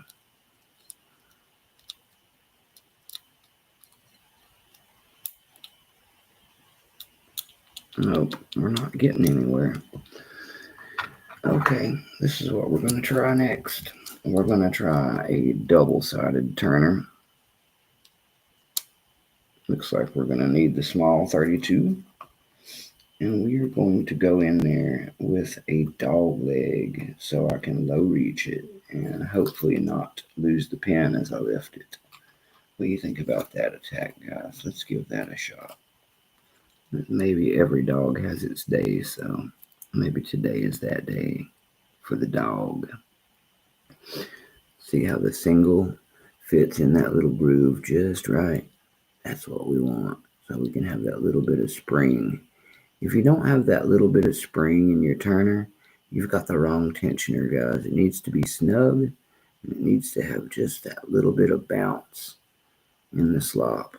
That's what you want, so that way you can control exactly where you're at in the slop. If you're just jammed up against it all the way, that's too much. And if you're not moving it at all, you're not going to get a shear line. So you got to have just that little bit of springiness in it. That's what you're looking for.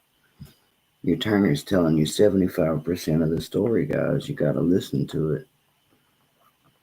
The pick is only going to tell you how high or low you're lifting. The turner will tell you what you're lifting and whether or not it needs to go up some more or drop back down. That's a lot more information. Now let's get up under here. We're going to use a dog in a 20 so I can get that good low reach. And oops, I still have a little bit of room to work with that paracentric top.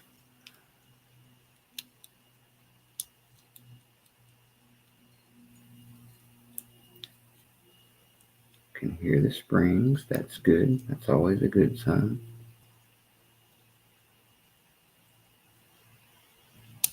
Ooh, there we go. We definitely set that one. Did you hear that nice pop? That was a set. I also know because my turner is just a hair forward farther than it was before. That's a sure sign of a set pin, guys. That's what we're looking for. That's what we want. Let's find the next binder. Here's spring. If the spring is compressing, then it must not be binded. Let's go further back.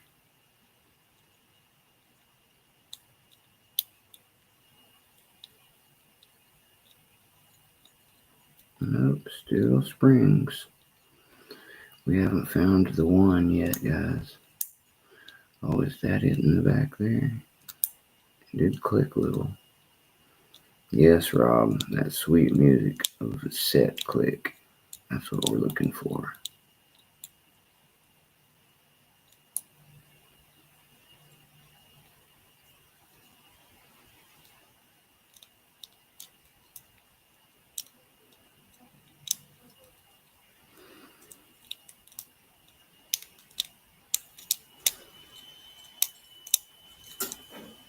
Oh, come on, screen. My screen keeps going black on the laptop, guys. You guys don't see it happen, thank goodness. My camera continues to work, but it just annoys me because then I can't see the big screen. Not that I need it because I have my little monitor on my telephone here. That way I can see the chat too.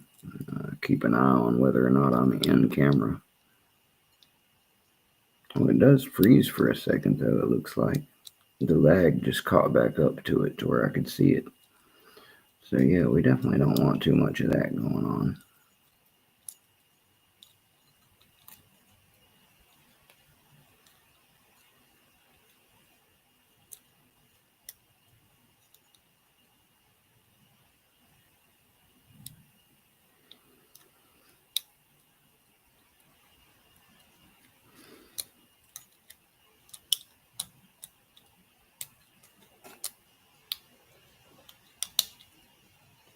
Sorry guys, I'm still fighting against this funky curve. The dog does a good job, but it's got to sneak around that curved paracentric just a little bit to actually land where I need it to be. So it's not as easy as just going straight from the bottom like I would love it to be. It doesn't like that. There was a set. That's what we want. Let's get a couple more of those and we might actually open this bad boy.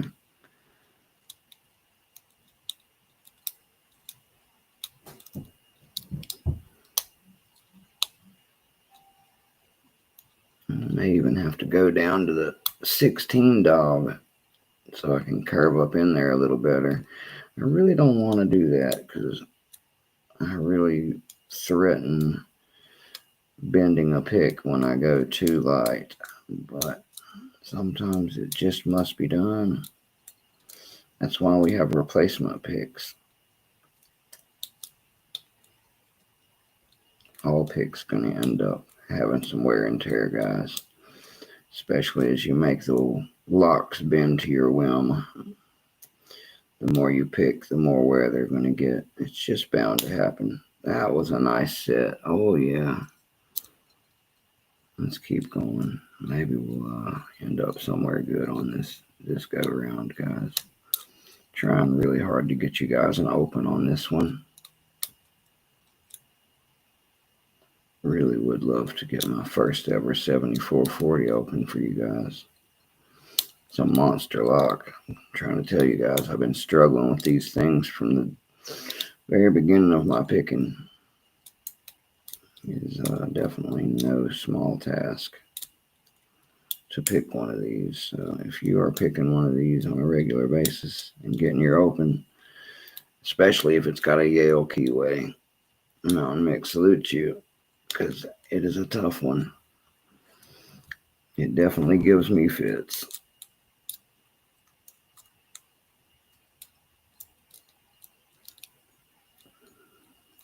Later, August, thanks for coming by.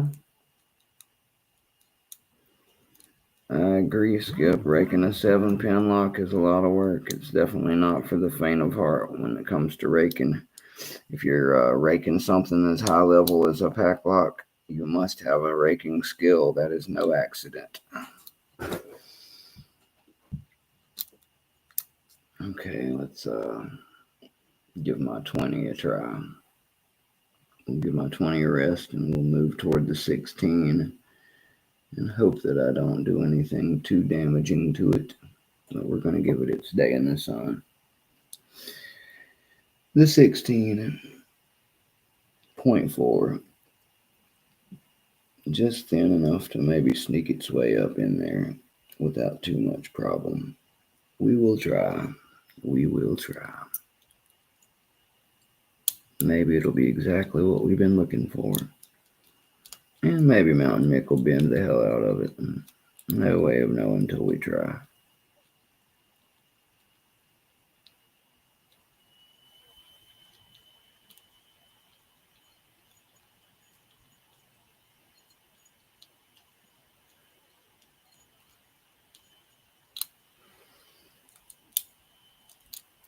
Oh, come on, computer. Don't do that. You know we're recording a video. I don't know why you keep teasing. Trying to go a little lighter on the tension too, guys. Trying to let it just come to me. I've been forcing the tension a little too much on this lock, I can tell. I'm trying to lighten up a little and do more with my lifts and less with my turner.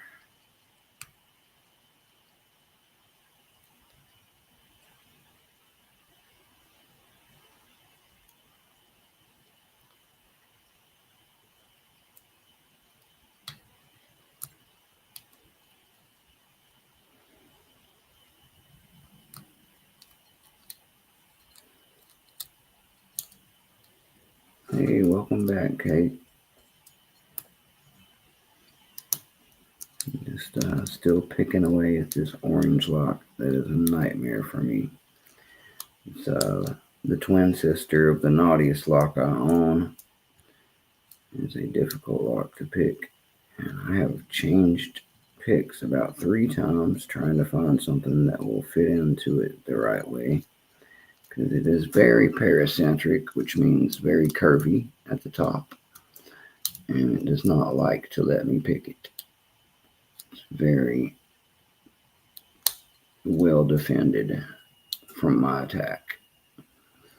But I'm using my smallest dog leg now, trying to low reach attack it. And making a little bit of progress. Click here and there. But even when I get one to click, look at this. It likes to get jammed in there really good. Look at that. I'm pulling as hard as I can. It's a pick chewer, guys. These avises like to bite down on your pick once you set one. And you got to be careful and jiggle it a little to get it out. I think that's how I ended up bending my 20 dog leg. It was on the 7240. Because it does the same thing. The 7240 will bite down on your pick and just hold it in there. It's kind of ridiculous. I'm having to curl it up in there, push up on the pin, and then work my way back out. But we're making some progress. See how deep I am in there now, guys? We've definitely moved a few of them out of the way, and I should be getting pretty close to an open, I think. Methinks we're close. Methinks we are getting closer. But I don't know for sure yet, guys. We will find out when it either opens or bites off my pick entirely. And I will cry and turn my computer off. But for now, the rage of the battle continues.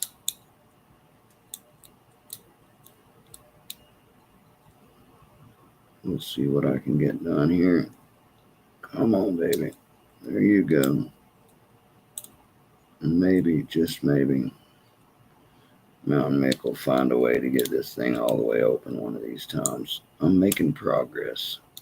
We are getting forward click movement. But man, these things are mean. There's another one set. We're running out of pins to set, so it's got to open soon. As long as I don't drop anything or overset anything. So I will continue, and maybe we'll get that lucky, beautiful moment together here soon, guys. Maybe.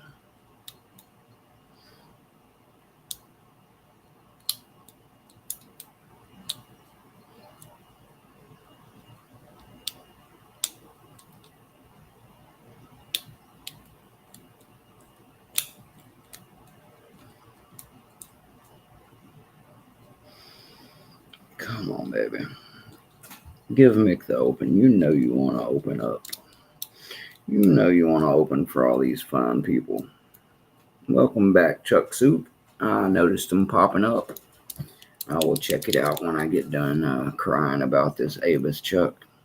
I'm getting pretty deep set down in there, as you can see from where we started, about 20 degrees further back. So I've made progress, but I just can't seem to find the last click or two that I need to open this bad boy. And if I do, you will know about it because it'll open and I will celebrate.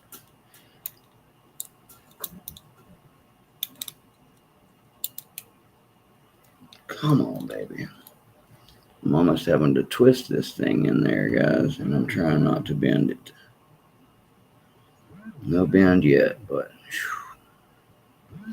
man, what a dainty pick. I'm having to be careful. Oh, I've already done that, Chuck. I work my way backwards and forward in every lock, sir. The problem is, if you play with that first one too much, as you know, you will just pick your turner right back out. So I try not to spend too much time double checking it once I'm sure, because that's a good way to throw myself right back out of the lock, Chuck. I don't know if you're trying to set me up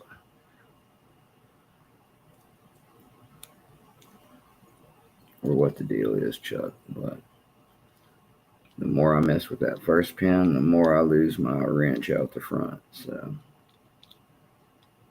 I will be careful about messing with that first pin.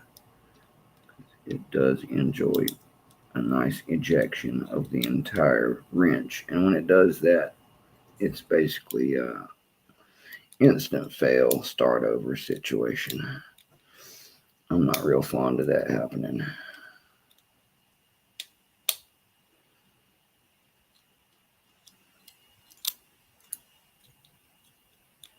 Do any of you guys ever feel like somebody gives you a piece of advice in the middle of picking and it helps? Does that work for you guys? Because I gotta tell you, it never works for me on Mick. I appreciate the effort of all my friends trying to give me a pointer here and there, but I gotta be honest with you guys, it very rarely does anything for me.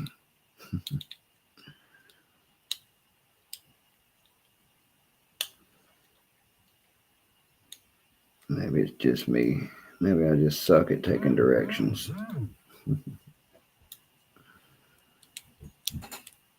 Terraphon, what's up, brother?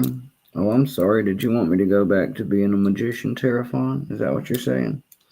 You want to see me open a bunch of easy locks, or you want to see me struggle on something that's actually worth opening? Because you can't have both, my friend. You can't have both. And I actually did both already. That's why I've got this massive pile. Maybe you should come for the early part of the show if you like magic.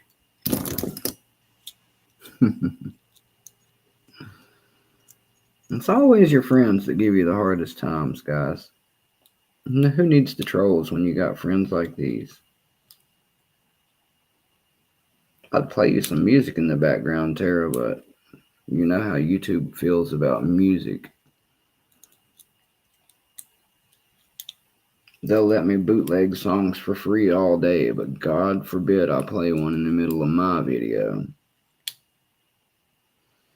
But I can perfectly re-record the song and play it over for the billionth time, and as long as I caption it as whoever it is and the name of the song, I can put lyrics in it. They'll let me put out a video of it every time I want. Isn't that weird?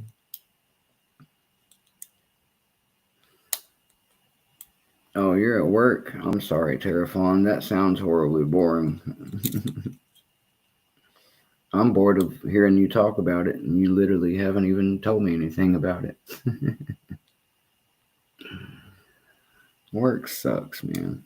That's why it's called work, guys. If it didn't suck, it would be called happy fun time that you get paid for.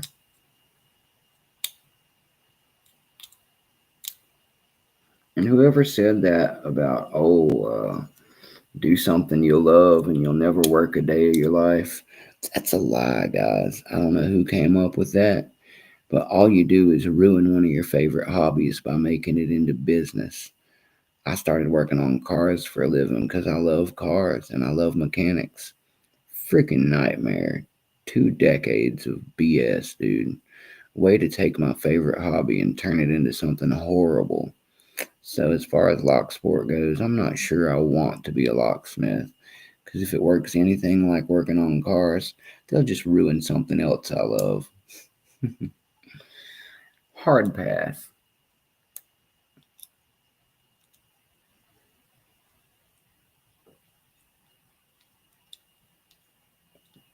You guys all have meetings at work, man. Mechanics don't have meetings at work until somebody screws up or gets everybody in trouble, or until the shop is doing so bad that they have to make excuses as to why more hours need to be turned out. A meeting is never a good thing in a garage. They never pull you together to say, hey, you guys have really been turning a lot of hours and kicking butt. We're going to give raises to everybody. Never happens. Not in any of the places I've worked. And we kicked a lot of butt. The ones that kick butt, they just pretend that it's normal. They don't give you any extra credit or pat on the back. They're just like, what, you want us to thank you for doing your job? What do we pay you for? A-holes.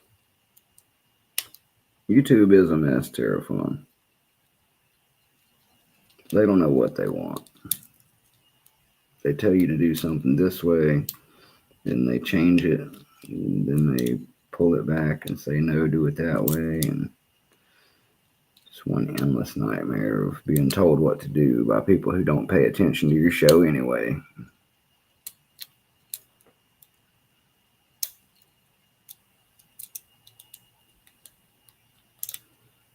Oh man, all the clicks and crunches this lock makes, it's just a nightmare. It's like a Kit Kat is stuck in the lock. That's what it sounds like. It's probably going to eat my Greyhound dog leg 16.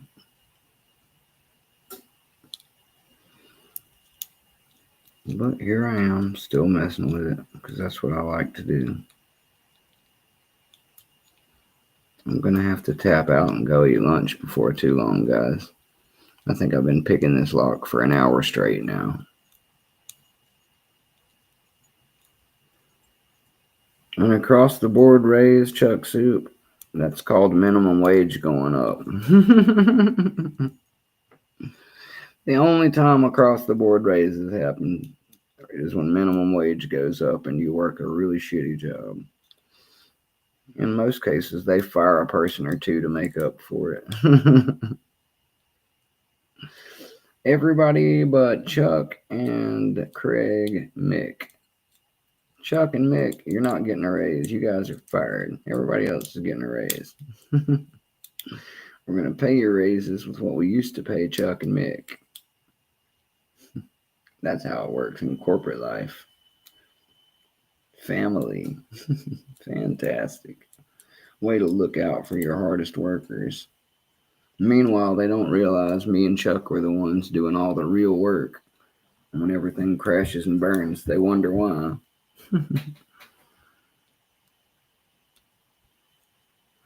Oh, you're right about that, Brett Sucks. In the garage, I used to have a rule about that. They would complain about me leaving. They would complain about me being 5 minutes late in the morning. And I would always tell them, if we're going to be that stickler about when we open, how about all those times it turns 5 o'clock and you guys beg me to work on stuff for another 2 hours? If we're going to be sticklers about when we open, can we be sticklers about when we close? How about at 5 o'clock, I just walk out even if the building's on fire? You don't like that, but if I show up 5 minutes late, I'm an a-hole.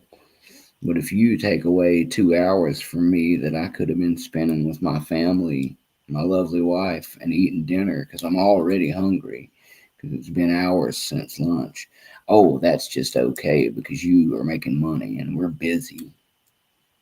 It's bull, sir. Bully. That's right, Chuck Soup. Doing a good job just earns you more work. They're going to keep paying you the same thing forever, and they're going to ask you to do their job too.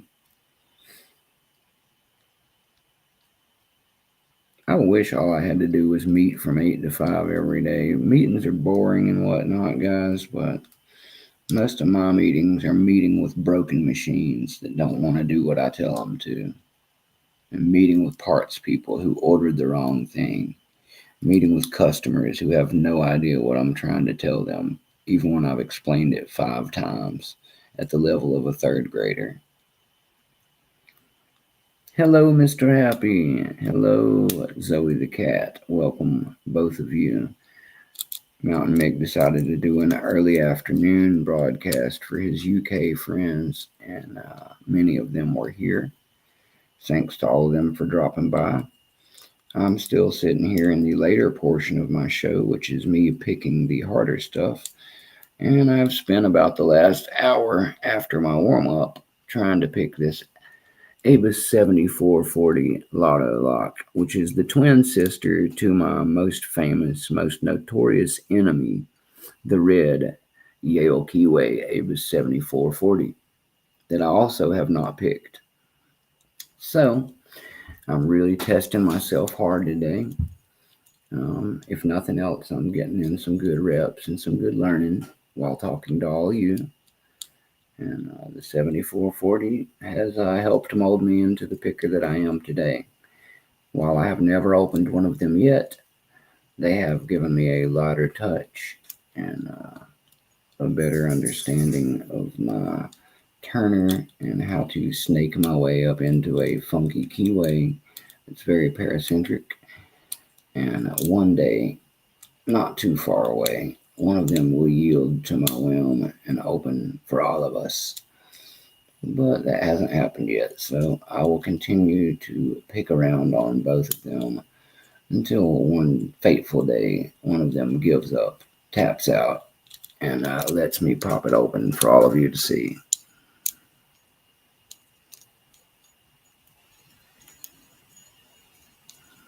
Back into dimples, Chuck? Yeah, I need to spend some more time on dimples myself. Mr. Happy sent me that really easy dimple lock, and I still haven't even got it open. Dimples are something that I'm struggling to take to. I look like a cat trying to swim when I pick one, so I am working on it, but it's not going as well as pin and tumbler.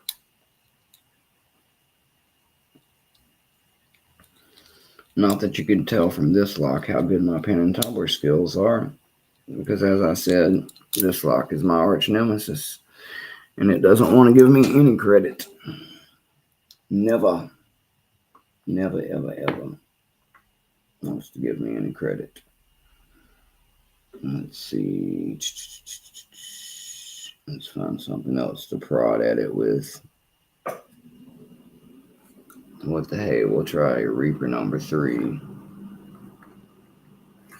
See if I can even get up in there with it.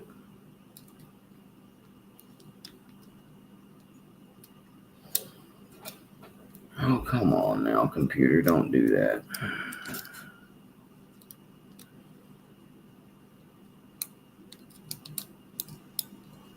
Oh, Mr. Happy's using the orthoscope to look inside of his dimple lock.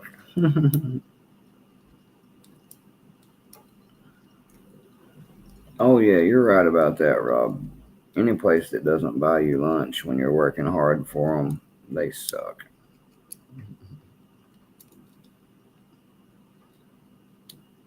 If you're going to pay me like crap, at least treat me good. You cannot do both. There will be no paying me like crap and treating me like crap. You can either pay me good and treat me like crap, or you can pay me like crap and treat me good. I will not take both. Either the pay or the quality of hospitality has to be good. There's only so much I will take.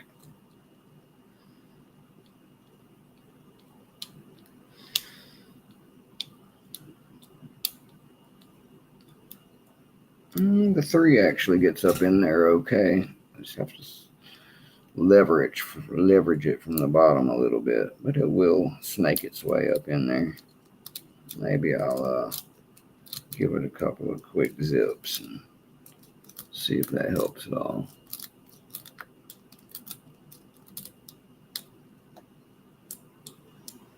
Yeah, right. Good luck with that.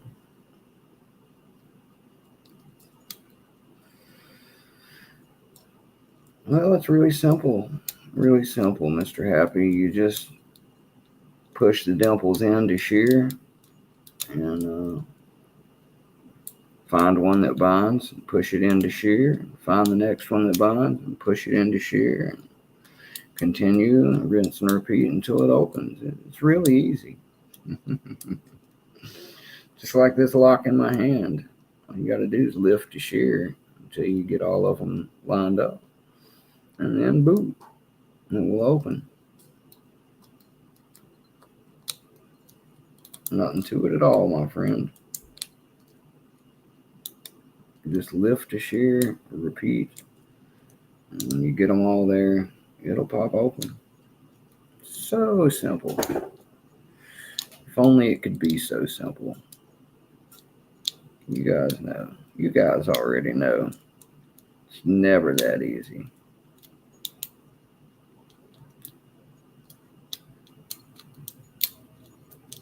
It's never that easy. If only it could be. If it could be that easy, everybody'd do it, and it would be a horrible hobby. The whole thing that makes us feel accomplished and celebrate is the fact that it's not easy to do. that everybody can't do it. And that's how it feels for me anyway. The fact it takes a lot for me to get something done just means that it's worth doing. Especially when it's something I know other people can't do. And this is one of those things.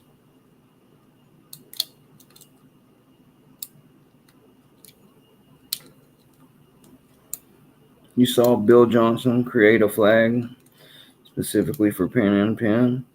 Now, which Bill Johnson is that, Mr. Happy? Is that my Bill Johnson or Bosnian Bill Johnson?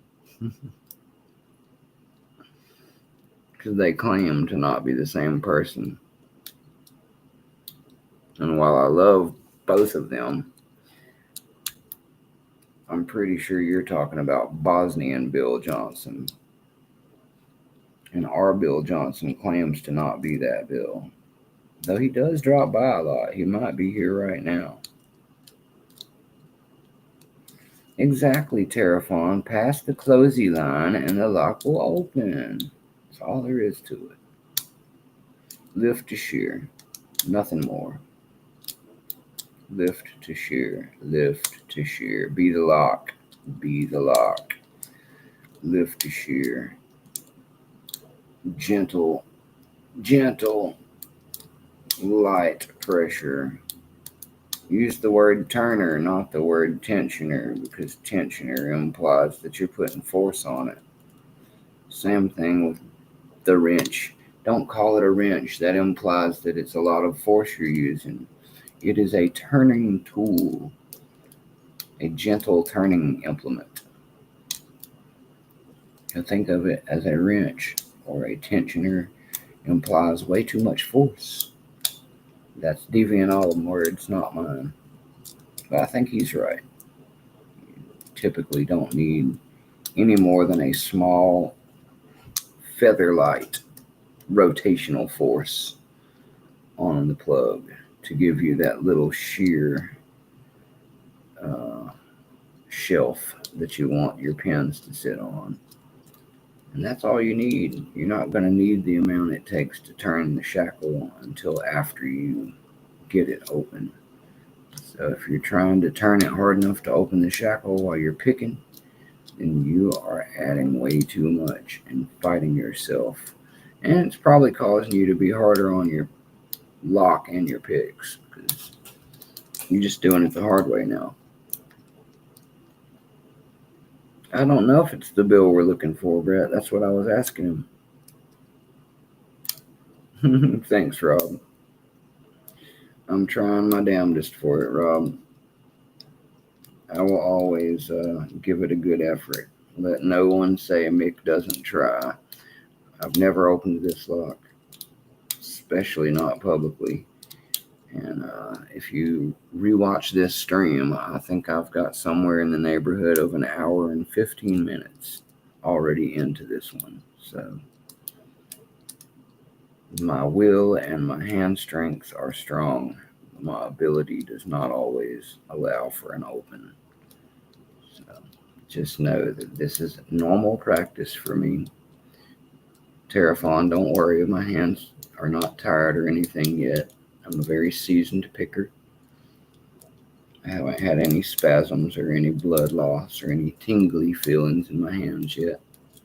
Because it takes me quite a while to actually get burnout like that. But that's because I've been using my hands for years and because I use many of the techniques we've discussed together, such as massaging my hands and loosening up my muscles, proper diet and hydration. All the above will give you more stamina and better stabilizer muscles for picking with.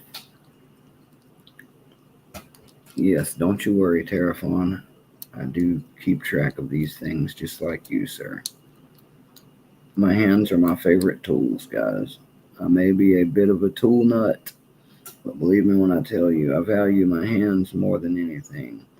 I've often been guilty of telling people that I would rather lose one of my legs from the hip down than even one finger. And I mean it. I would rather lose my leg, the whole thing from the hip down, than lose one finger. Because I'm a picker and I play guitar. And I like to do lots of things with my hands, guys. So that's how much I value even just one digit. I'd rather lose a leg. Legs, we've got really good prosthetics these days. But fingers will never be the same. Yeah, I know, Terrafon. You should worry about the new pickers because, especially the younger ones who haven't spent years working with their hands yet, they are not aware. It's just like learning a musical instrument or doing anything repetitive with your hands, like typing or writing or painting. You will have some fatigue, and you need to pay attention to that and not give yourself carpal tunnel or overstress the muscles and stabilizer muscles that you're building. And if you look at it more like a bodybuilder or a yoga artist, you will understand that over time you will build stronger stabilizer muscles if you rest at the appropriate times. And then you will have more stamina that grows over time. It's never a bad thing for your will to outrun your hands, guys. If your hands can't hang as long as your will hangs, that just means you're patient and you've got a lock picking talent of mind strength. Your hands will catch up to your mind strength. It's harder to get your mind stronger than to get your hands stronger. But lock picking will do both. You will gain more patience. You will learn to meditate a bit, even accidentally, because this is very close to meditation, what we do. Being this hyper focused and making a mental map of the lock as you feel around and guide your way through it is very akin to meditation. And it has a lot of the same benefits, which is why I like doing it. Because I used to do yoga, and my back was all mangled up from a wreck. I got into doing yoga. I was already a weightlifter. I loved taking physical conditioning classes in high school, working out in the weight rooms and stuff, trying to gain some more weight. I used to weigh 175 pounds, all muscle. And right now I'm more like about 155. Still in good shape though. My goodness, guys. I don't think I'm going to be able to get this one today. I think that's going to be not going to be opening today, guys. So I will make a few easy opens on my stack of throwaways here while we wind back down my hands and finish the show. And I will give this bad boy another shot soon. The Abus still escapes me, guys. But it's coming. I made some very positive clicks on it this time. We started making our way through a few of them. And make no mistake, Mountain Mick will conquer the 7440 one of these times. It's just a matter of time, guys. And that's something I've got plenty of. Well, do your thing, Rob. We know you're a plumber, man. You got to get that snake going, brother. Rotor root that stuff, and we'll be here for you when you get back, sir. I won't be here immediately, but I will be back later tonight, so don't worry. This is just time for a little bit of lunch and break for me. You got your canard and your multi-lock. Cool, Mustang. Why don't you share a picture and hashtag it Dogpack Lock Sport on the old Facebook? So that way, all of the dog pack on Facebook will get a good look at it, including myself. We'd love to see also some of them in the old lock porn section, sir. If you'd like to add some pretty pictures of those new locks that you just got. They might be Shackle Bunny candidates, my friend. I have no doubt that a brand new multi-lock will be gazed at overall. So If you don't mind a little bit of gentle eye petting, send us some pictures, big guy.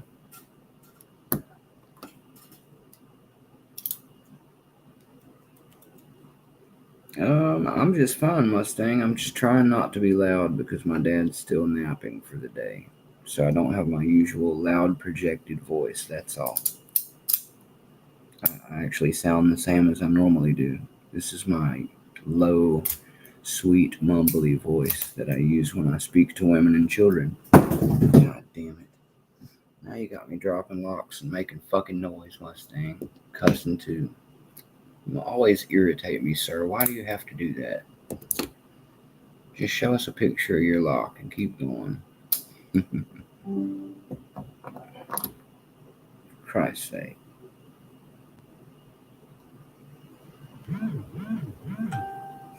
That's right, Mr. Happy. Tell him. He's gonna want to not have his mouth open when he opens that last little bit. Yeah, Mr. Happy's also in the plumbing, guys. And yes, inside voice. Tell him, Terraform. Some of us have multiple volumes. This is my inside voice. That's what you're hearing. This is the peaceful Mountain Mick voice, not the excited, loud, bar happy voice, and not the angry, I'm going to smash and burn your whole house down voice. This is the soft tenor, the timbre that lets you know Mountain Mick is going to be gentle. So what I'm going to do is pick my way back through this pile of startup locks here. I'll toss them all back in the bucket to help clean up as we finish. And that will be the end of our show for the day, guys. I just wanted to run a couple of hours of vertical stream and say hi to the wide world of lock sport and non-lock sport watchers of daytime vertical live streams. And that's all I was really here to accomplish today. As previously stated, I will be back later tonight at some point, probably in the later part of the night, and making sure not to interrupt anybody else. Yeah, you got a good teaching voice, Mustang. Now you just need to learn something worth telling people about.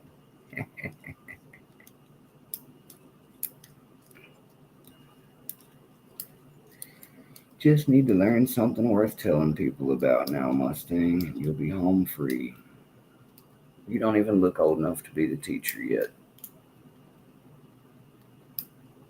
You're going to end up getting cougarized by one of your college girl classmates. You just wait and see. Some middle-aged girl is going to take your class in college one day, and you're going to get cougarized. It's going to look backwards. It's going to look like she's the teacher and you're the student.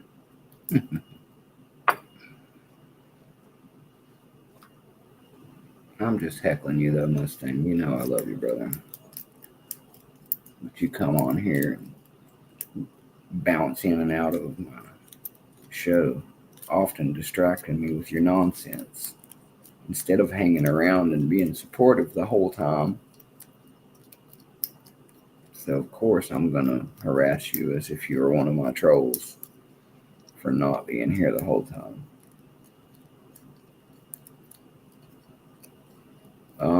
Well, considering that I slept through Algebra 1 and passed it in a single semester with an A, I don't think you'll be teaching me anything.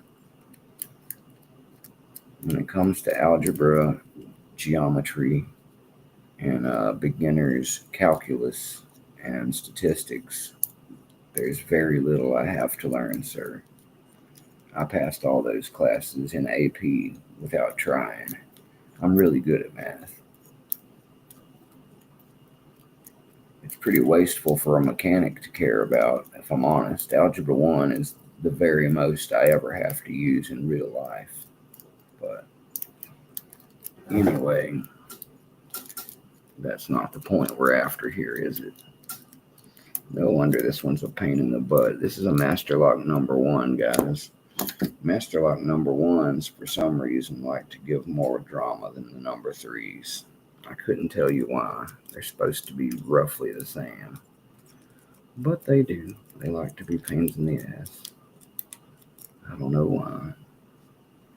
I think it was the double that we used on this one. It's a hateful little lock. Should probably just put it away anyway. We did pick it earlier.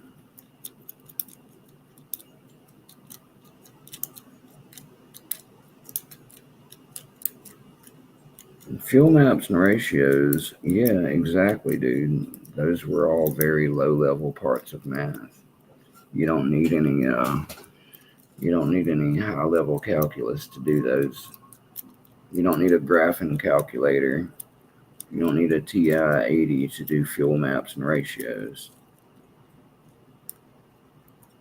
No, I did not get the Hot Orange Nightmare open, Chris. Sorry to disappoint you. I'm just doing a little unwinding picking now. And the Orange Nightmare is the twin sister of my arch nemesis, the 7440 Avis Yale Keyway. So she'll be back. Don't worry. One of these days she'll open. But soon, this evening, I will either probably go back after one of my Yales. I might save my Yales for when my Mokies come in, though. I've got some new Moki flats coming in. They're the skinnier ones. The ones I have are the extra from the Gold Digger set, which are phenomenal. But I think for these Yale Keyways, which are extra paracentric and tiny, I will continue to downpick them. And I will be getting some standard Mokies in flats sometime this next week from Lockpicker's Bench. So let me shamelessly plug them really quick. I promised them I would, and I'm a man of my word, Lockpicker's Bench. So let's go ahead and give ourselves a quick shameless plug for our friends at Lockpicker's Bench. Are you a lockpicker like me? Are you a lockpicker who's better than me or brand new? Doesn't matter. If you're in the North America area, in Alaska, they have all the goodies from another country that you could imagine. You can get your multi-picks, you can get your Mokies, and you can get all kinds of goodies from Lockpicker's Bench. Just go over to Lockpicker's Bench, Google them. It's easy to find them. They're also among the dog pack. If you need to ask them a question personally, just go to the dog pack and ask them in the Maker's Corner.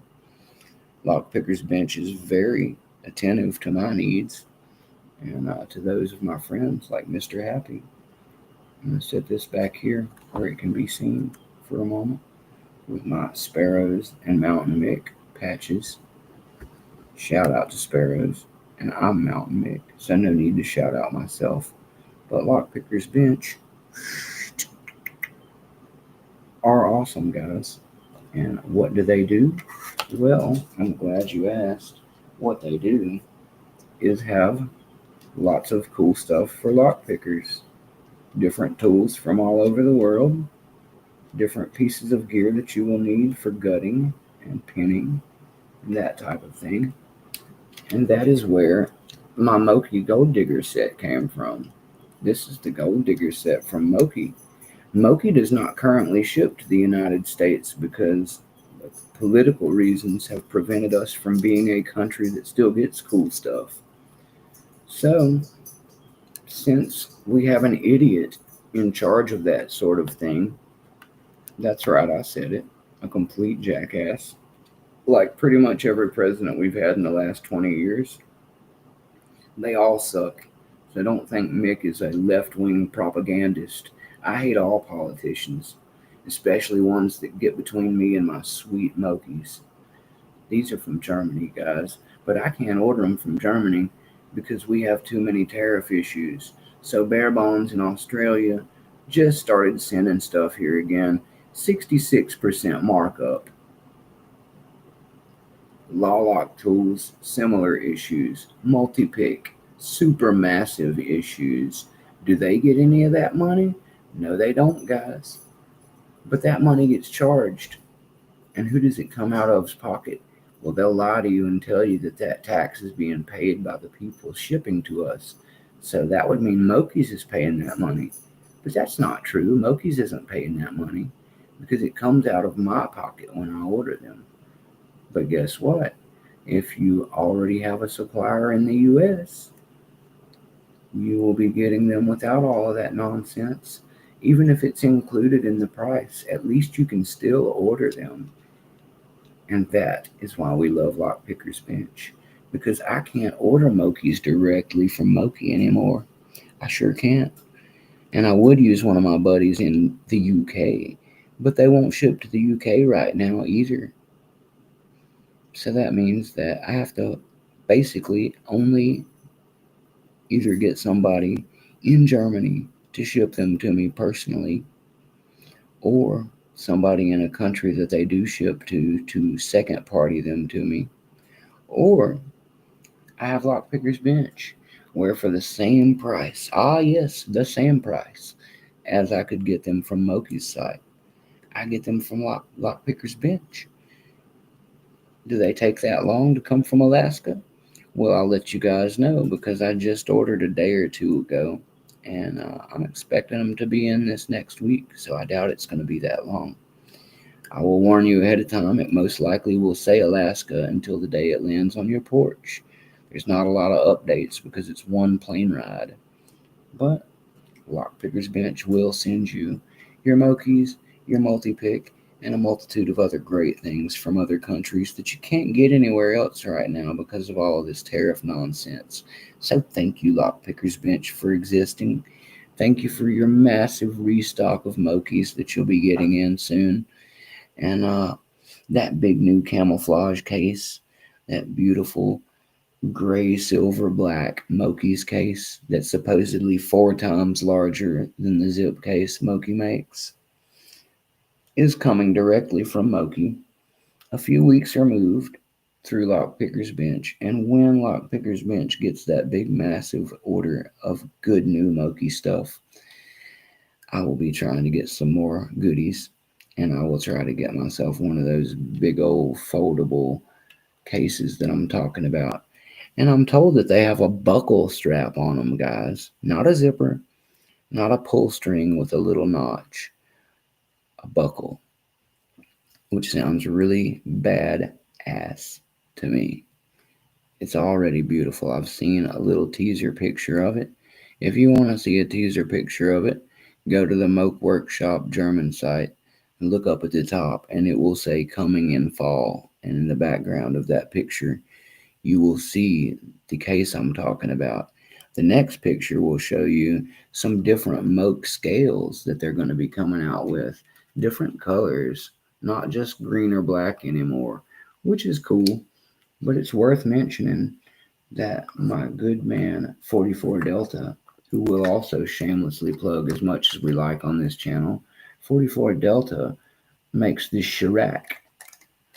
And that means that not only does he make handles that will go screw on with your Moki's hardware, he doesn't sell the hardware, so make sure you already have some Moki hardware if you order those. However, if you don't have the hardware and you still need some handles for your Mokis, he sells Chirac Easies.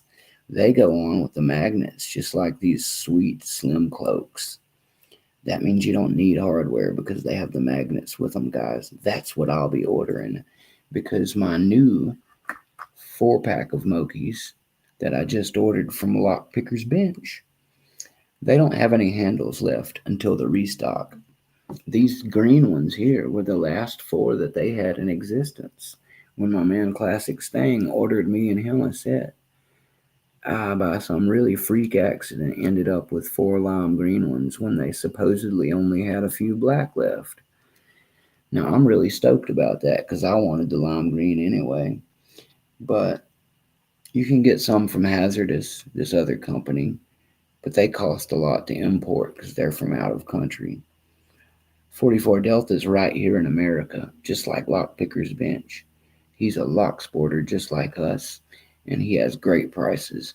You can get a whole set of the Mokies, 4 of them, for about 16, 17 bucks. So my new Mokies will look like this, only they're going to have lime green versions of these on them. And when I say lime green, what I mean is it's going to be this beautiful neon glow in the dark green, just like my pick stands that are 44 Delta.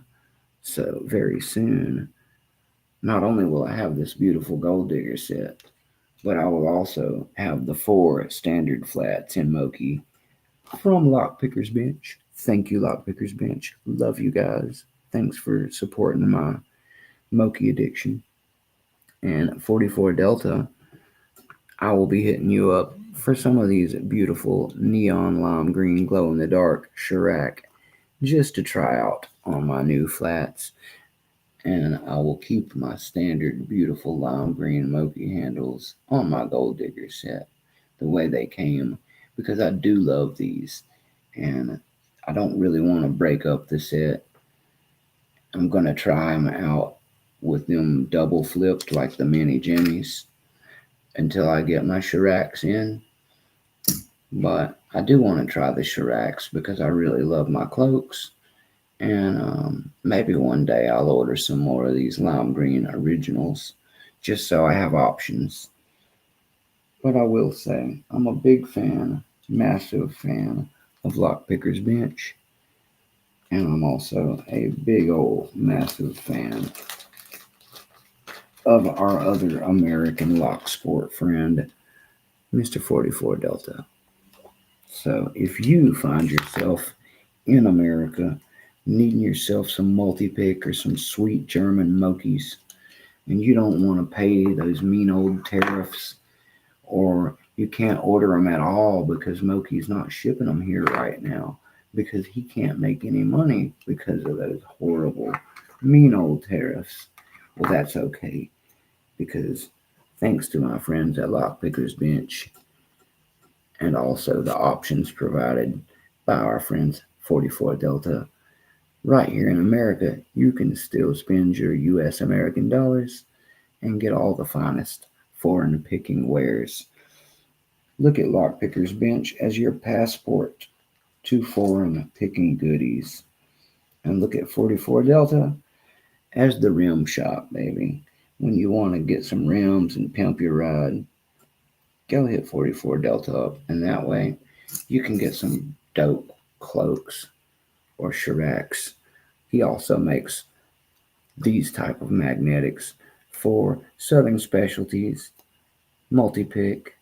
He also makes echelon style covert, Reaper style, of course, because that's what you're seeing here. And as I said, he has the ones for the Chirac, which are specifically made for Mokis, and you can order them either with the holes for your Moki hardware to screw in through, or you can skip over all of that and just get some magnetic ones. That's my little commercial for the day. I am not paid to support any of these things. I do not receive discounts from Lockpicker's Bench. I do not receive discounts from 44 Delta. Neither one of them pay me in any type of way. They just give me really good customer service and sell me the stuff I like, guys. That's why I'm telling you about them here today. So if they ever do decide that they want to maybe support Mountain Mix channel in some type of way, give me a call, guys. Mountain Mick already loves you and your products. And since neither one of you are in direct competition with Sparrows, maybe Sparrows won't mind me talking to you. And since they don't own me just at this moment, they haven't given me any cool paperwork or any big old check saying, Mick, stop playing with other people's toys. So until that happens, I'm a free range picker, and my Lockpicker's Bench 44 Deltas and Mokis and stuff will all just have to be what I'm playing with in between. That's the current run of it, guys. So anyway, Just wanted to put that out for you guys. Yes, Chris, you don't have to love camo. I will say that the guys at Lockjaw, who don't exactly show me a lot of love, but do exist and have nice stuff, um, they have the Book of Secrets. I'm a big fan of Legend of Zelda stuff, and I do enjoy the Lockjaw challenges. Um, I would say if you need something to fit your Mokies in, I'd prefer the Moki zip case or that camo case. They're both really sweet, but you can use a Law Lock brand. The Law Lock tools are a similar size to Moki's, so you can use any of the Law Lock holders for those as well. Or you can get the Book of Secrets, or you can get a big old pencil case like my boy Mr. Happy found one that he really liked. He has a leather bound pencil case that holds his Mokies very smartly and sharply, guys. Maybe Mr. Happy will show that to you guys if you're really nice to him. He's already shared it in the dog pack for you to see, so go check it out if you're interested in that. Or just ask Mr. Happy and he'll probably send you a picture in a DM on Discord. I would also say, feels like I'm missing one here. Let's see, Law Lock, Book of Secrets, Moki, and zipper case that you buy yourself. Nope, that's everything. You're not having as much luck on the HU66 lock. I'm not sure which lock that is, Chris. You'll have to share a picture in the Discord dog pack, or shoot me one on Discord, and I will check it out. Maybe I can shed a little light on it for you. I'm not really sure which lock you're talking about, brother.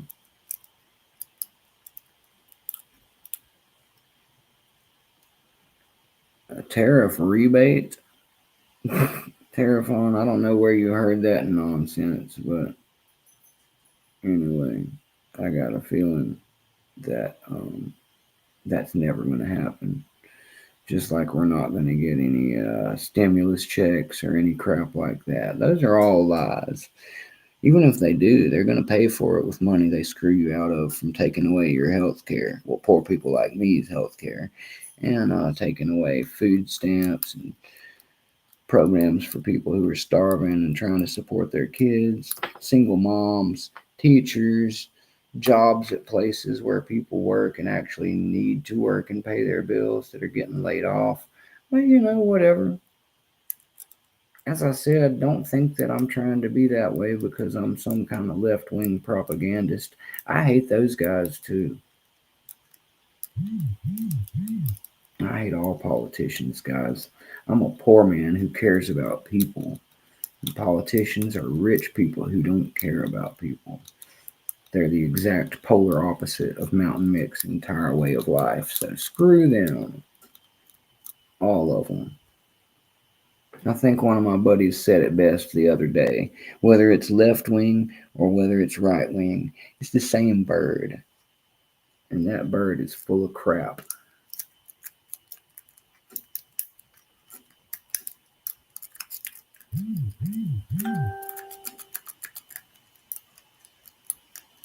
A slider?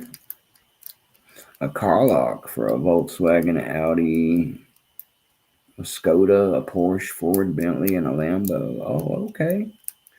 I'd have to see that, Chris, but yeah, I'm gonna assume, like Mr. Happy, that that's a slider lock of some sort.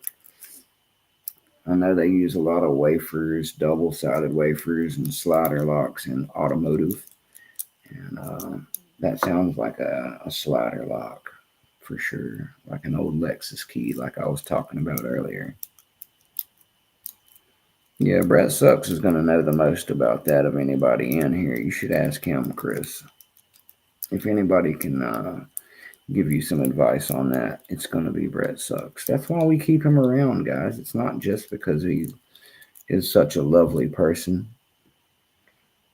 It's because he's also a very helpful, very knowledge picker, guys. Brett Sucks has lots of wizardly tricks he can tell you about.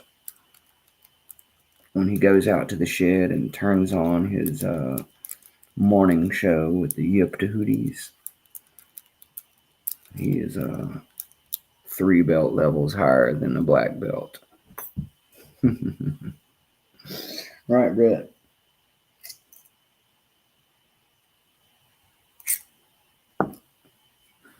Brett doesn't even wear a colored belt anymore, guys. He's too advanced for the belt system. They don't have a belt for Brett. They just call it a Yip to Hootie sash.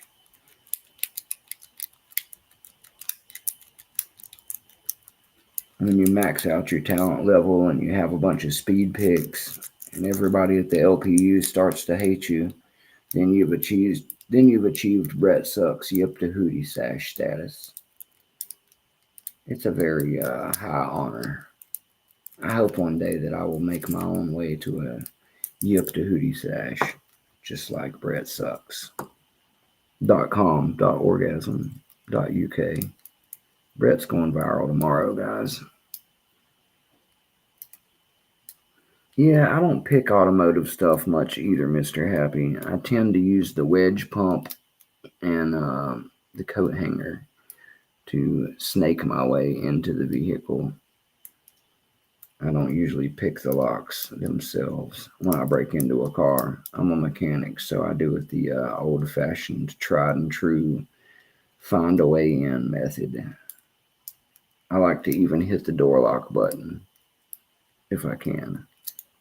It's a much more fun way of getting in there. Come here, snake. Come here, snake. The old snake rake. Let's give the old snake rake a try.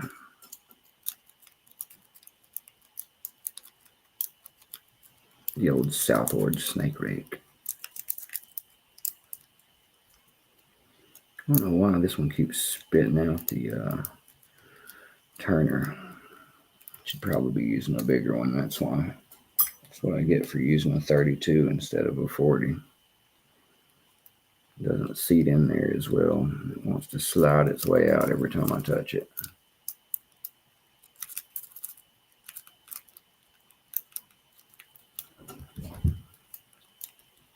An inner groove rake and a leashy pick. Good to know, Brett. Brett, you're going to have to send me a picture of an inner groove rake. I think you did last time we were talking about sliders, but I seem to remember not knowing anything about it then either. I have a slider padlock now, but I have no idea what to even begin using to try and pick it. I showed it earlier in this live session just to see if anybody had seen one before. I'm sure you remember, Brett. I brought you up while we were talking about it.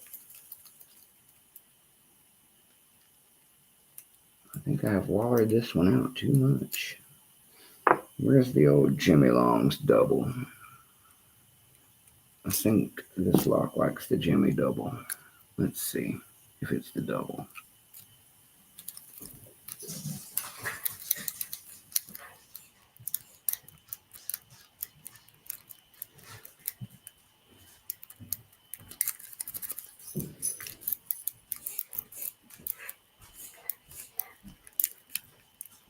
No, it's not wanting to do it.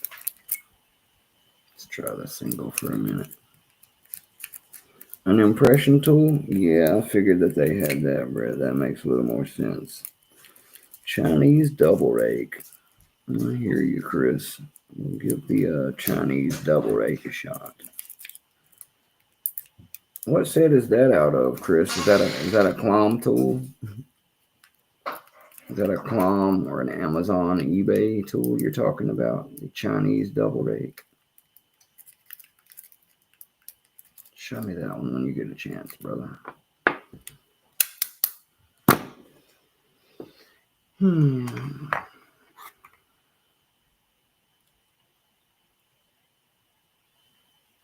don't know why this thing's being so hard to get along with today. Must be getting a little clapped out, or maybe I got something stuck in it. I got it open earlier. It wouldn't be sitting here in the pile. I think my mojo is a little off today, guys. Probably because I'm getting hungry. I don't pick as well when I'm hungry. I don't do anything as well when I'm hungry, for that matter. It is the clom. Very cool. Chris, I find the clom to be a worthwhile investment for most pickers. I don't have one, but I still want one.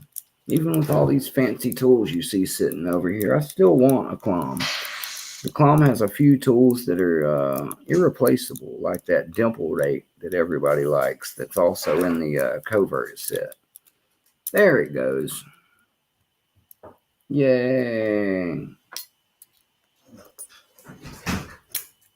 But yeah, the clom is very useful, and I've also heard of lots of people using it to file down into usable other pieces that they don't have yet. So you use a clom for a lot of things. The inner groove rakes. Oh, nice, Brett Sucks. I didn't know you had those. 30 jigglers, Mr. Happy. Nice. I don't know if you guys saw. You got to run, Terrafon? Well, thank you for coming by, sir. You're always welcome. Have a great day, Terra. Appreciate you coming by, my man. Love you, Terrafon. Keep popping them locks and make sure to take your breaks, sir. I will continue to make sure other people know to take their breaks as well. Or Lord Terrafon will come down on you and make sure you rest your mangled hands.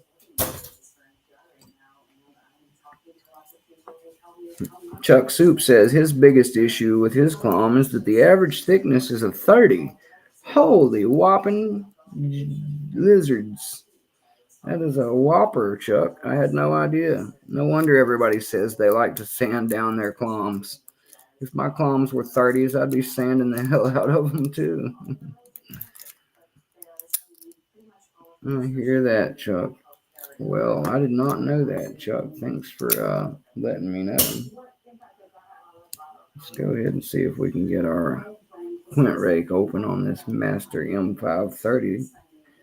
I haven't found many other ways that this opens easily, guys. You can single pin pick it, but it takes a minute. It's got good feedback, but the single makes good work. Flint makes good work of it. As you just saw, the flint rake is a beast on these M530. Let's see here.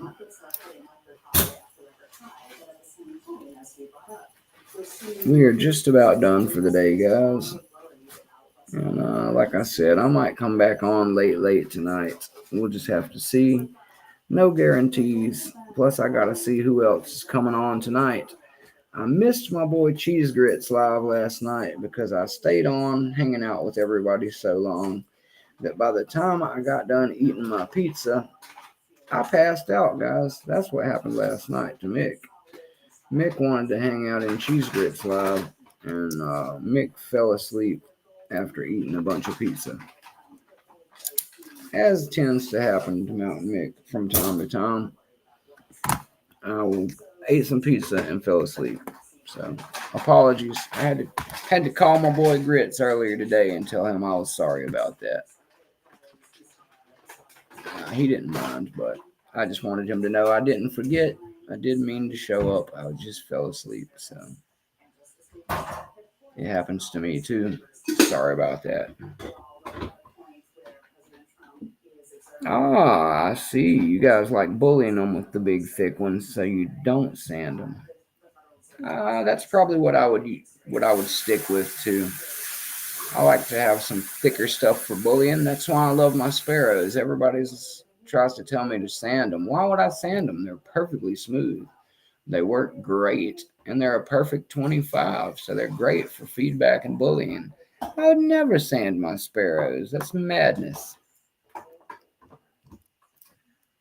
In fact, I have never sanded a pig, guys. I'd like to tell you that here for first and foremost.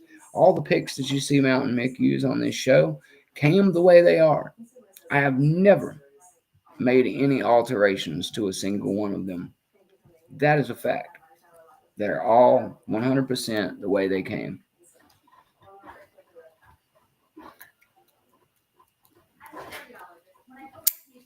There's nothing sad about it, Chuck Soup. Cramming your face with pizza and taking a nap is a staple of life, sir. A staple of life. You better tell him, Raph. Cram your face with pizza and take a nap, Chuck Soup. You'll love it. Trying to tell you. You're talking about the afternoon of a king. Conky, welcome, Conky. I'm glad you made it. Although I'm kind of winding down the show at the moment, but I am glad you're here, sir. Glad to hear you're doing well, hopefully. Still kicking it at the house and not in a medical facility somewhere or anything. Really happy for you, brother. You deserve all the best. And I'm glad to have you here hanging out with Mountain Mick at the show for a moment. As I said, I'm kind of winding it down as it is. Got to get myself some food going soon. I had a really big banging breakfast. I showed some of you guys in the dog pack. I had some French toast and bacon. It was the bomb. But that's been hours ago now, so Mountain Mick's getting pretty hungry, and it's about time for me to find something new to eat. Something called dinner.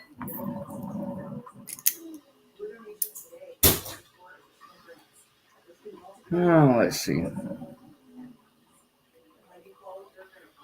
Let's pick our way through these really quick, and we will call it a day, guys. Kicking it at the house, trying to stay there. The doctor said the operation is progressing. Well, that sounds like good news, Conky.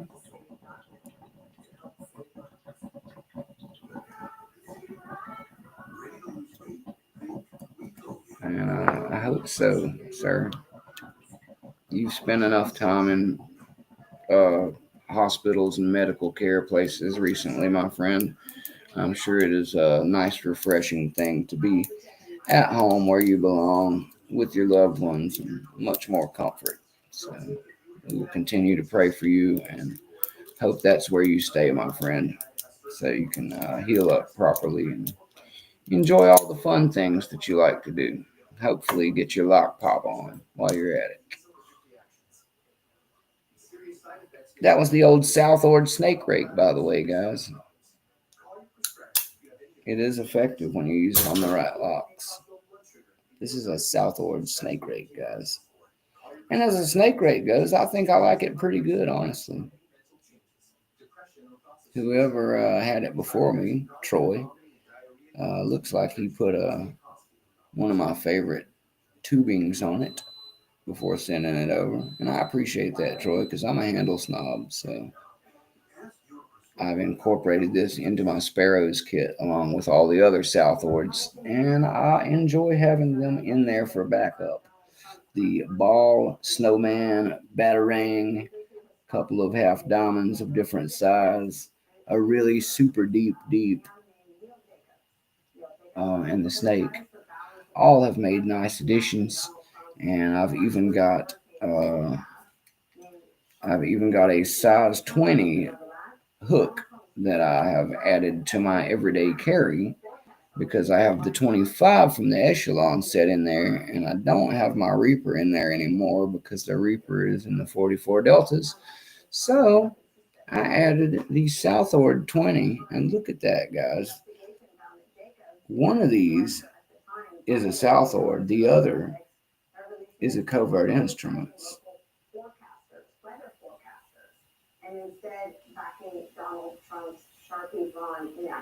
Now you can see which is which. One is a 20 and one's a 25. They both have the sandwich style handles. And both of mine have some tubing on them, so they're comfier. But these two are very effective for just picking around on the go. And as I've told many of you, because my Reaper set is here at the house, hanging out with my Jimmy Longs and my Mokies because they don't leave the house. What I do carry with me is my modular Jimmys in a nice rubber band roll. Oh, yes, that's 16 different profiles of fun, guys. I think somebody could have just this in a pocket full of turners and have a whole lot of locks open. I'm here to tell you. These things are fantastic. And they're so strong you can carry them anywhere without worrying about bending them. Then I also have my favorite little mace kit. It goes in the card side over here. I'm going to go ahead and put those up. But yeah, the Walt Cade 3D printed card with the Sparrows Mace 1 and 2, as all of you know, is one of the go-to points of my EDC kit. I love them. They are tactically operational. I pop locks with them like crazy. When it comes to low level, just rake and shake and rake type locks, these things absolutely kill, guys. You can get both for like $30 shipped and all. And the card you get 3D printed by yourself, or Walt will send you one. So then you just put it in the card holder, which also comes 3D printed, and you can pull it in and out of there really easy. It goes in the back of my cell phone as well if I want to. See this little pocket in the back of my cell phone? I used to carry it in there all the time.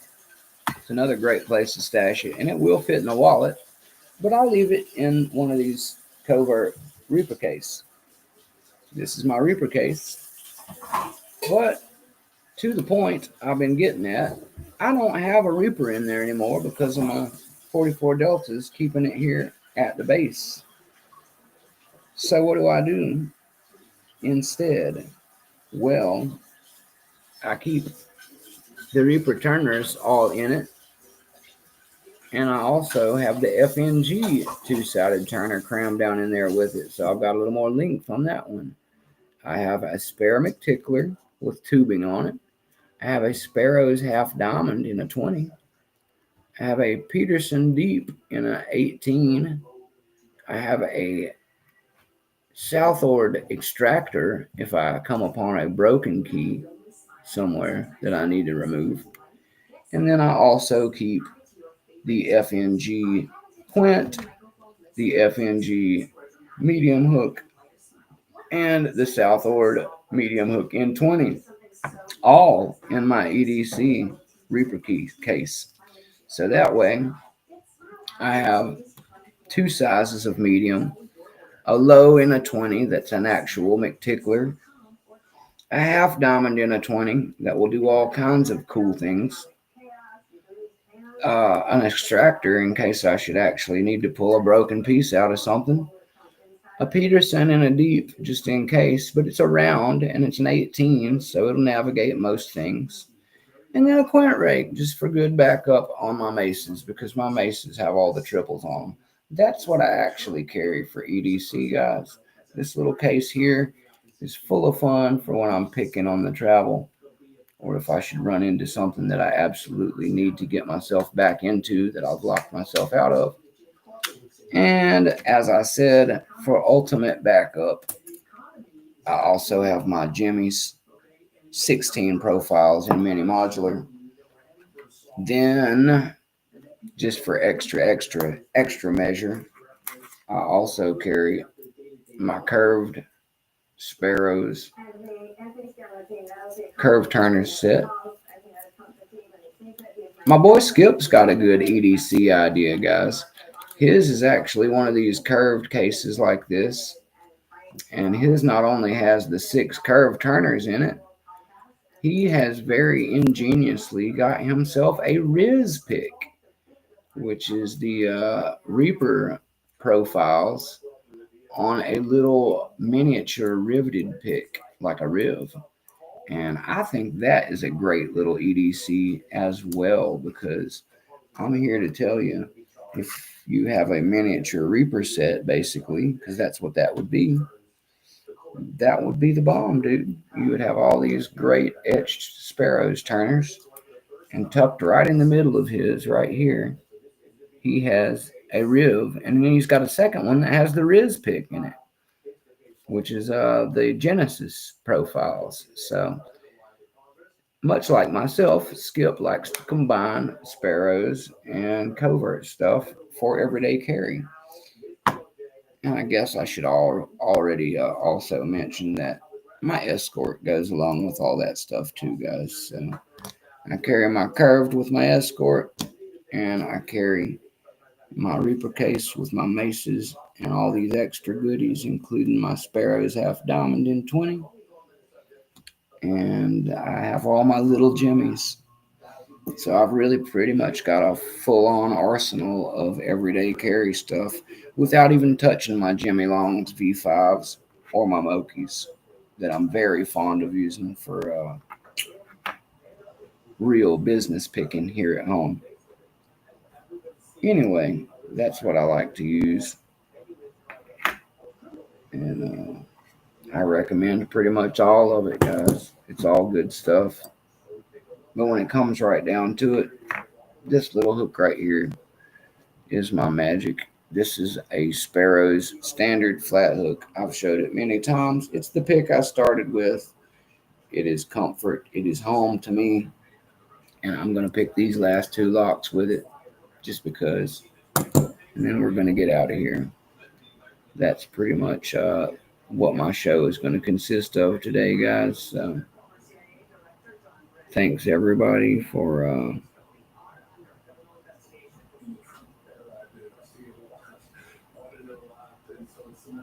sorry, I got distracted for a second, guys. My phone, something crazy on my phone. Okay, so that's going to be pretty much the Mountain Mix show for this afternoon. Thanks everybody for dropping through from my vertical live stream. If you forgot while you were here to hit the like button, please hit the like button for me. And, you can double tap the screen or just hit the thumbs up button, whichever works for you. Chuck says, I don't have a covert companion. I have a Slim Pickens with the Riz and the wafers. Yeah, that's a nice kit too, Chuck. I like the covert companion. Um, I don't think I would go up to the pro personally. That's a lot of money for bypasses. It would be worth it in a lot of ways. I'm not saying it's not a great tool because it is, but I got a little secret.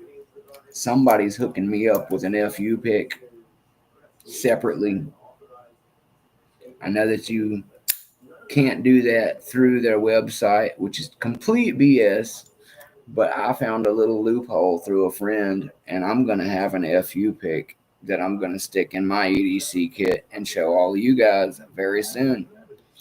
Because I found a way to get an FU pick without getting a whole covert companion pro.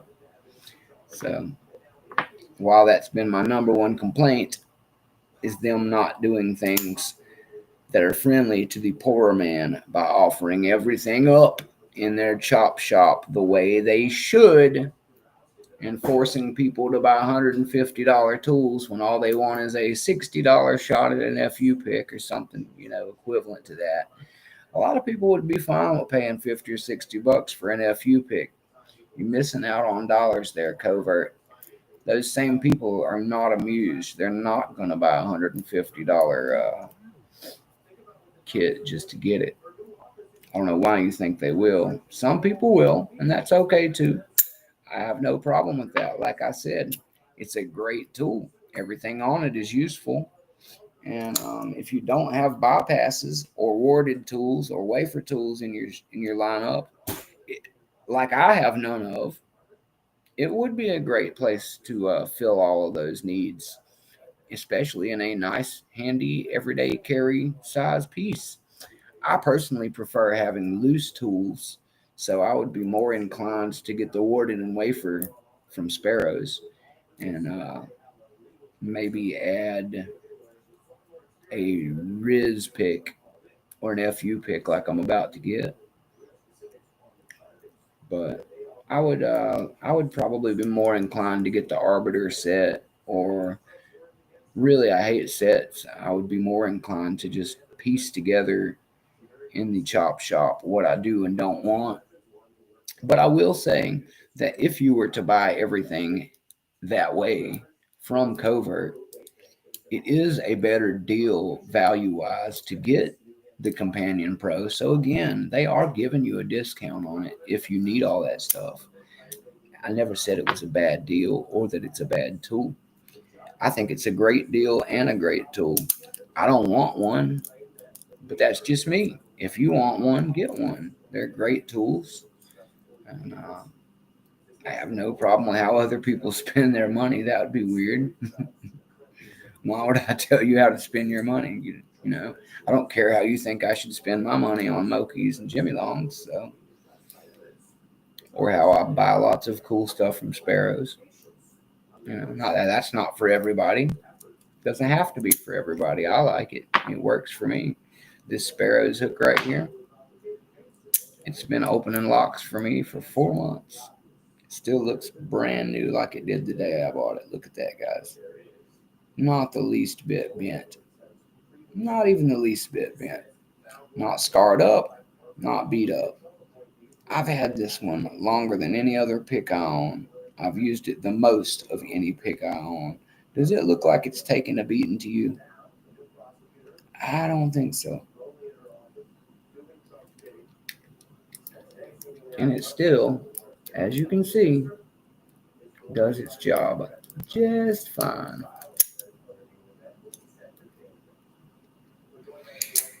I'd say it's pretty damn good at doing its job while we're at it. So, as always, thank you, Sparrows, for getting me started in lock sport, for having Bosnia and Bill on the team to show me the ways of the Jedi.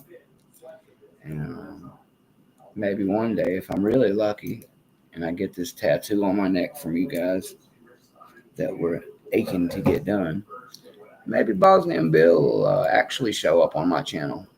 If he doesn't, we've already got our own Bill Johnson. Shout out to my boy Bill Johnson. Not too dead. What's up? Why does everybody show up when Mountain Mick's saying goodbye, guys? Have you noticed that? It's actually my fault today. And the reason why is because I did an early show for my UK friends. That's right, lads, chaps, and lasses. The reason Mountain Mick went on early today is so all of you could join me. So, to all of my mates in America, sorry, Mountain Mick is getting ready to go eat some dinner. But I will be back on later at some point. Um, this was kind of a up and down vertical live stream to attract some new people and to try and hit some of my British audience, English audience, Welsh audience, Scottish audience, Irish audience with a time zone that they could enjoy. So that's what we've been doing here. Yeah, Snake, what on earth is going on here? Basically, Mountain Mick is wrapping his show up, is what's going on here. I don't know how all you guys got here at this time, but remember to hit the like button because you're not going to have much longer to do so. And I'll fiddle around for another minute or two and pop this lock and a couple others really quick. But truth be told, I spent an hour and a half failing to open a 7440 yet again today. That's what this show was about. Thanks for not being here to support me while I was doing it, guys. I'm just kidding. It wouldn't have made any difference. That lock is my arch nemesis, and I have two of them, an orange one and a red one.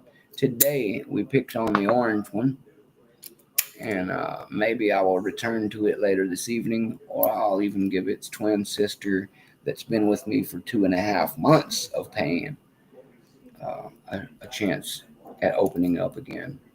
But I have not opened either one of them yet, and I do very soon plan to continue picking on the Europe downward Bible uh, Yales that I have.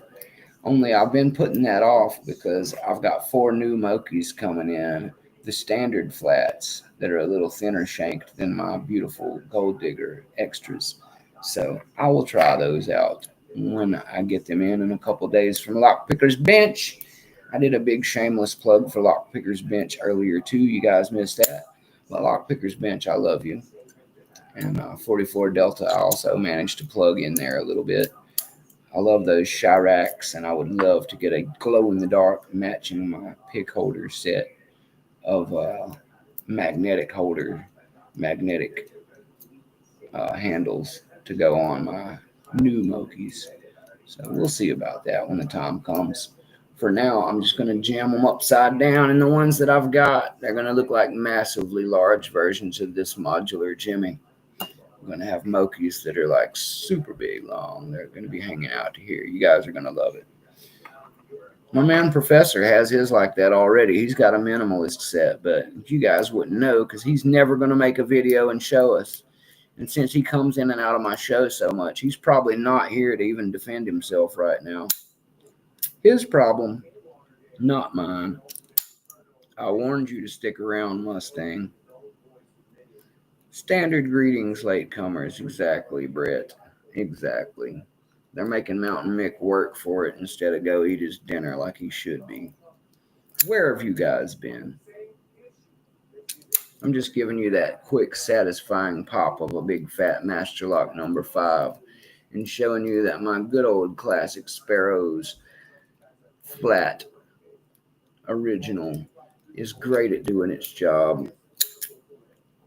It's never bent. It's never warped. It's never flattened. It's been with me since day one, 4 months ago almost. I pick with it more than anything else. I've used it to bully. I've used it to be ninja.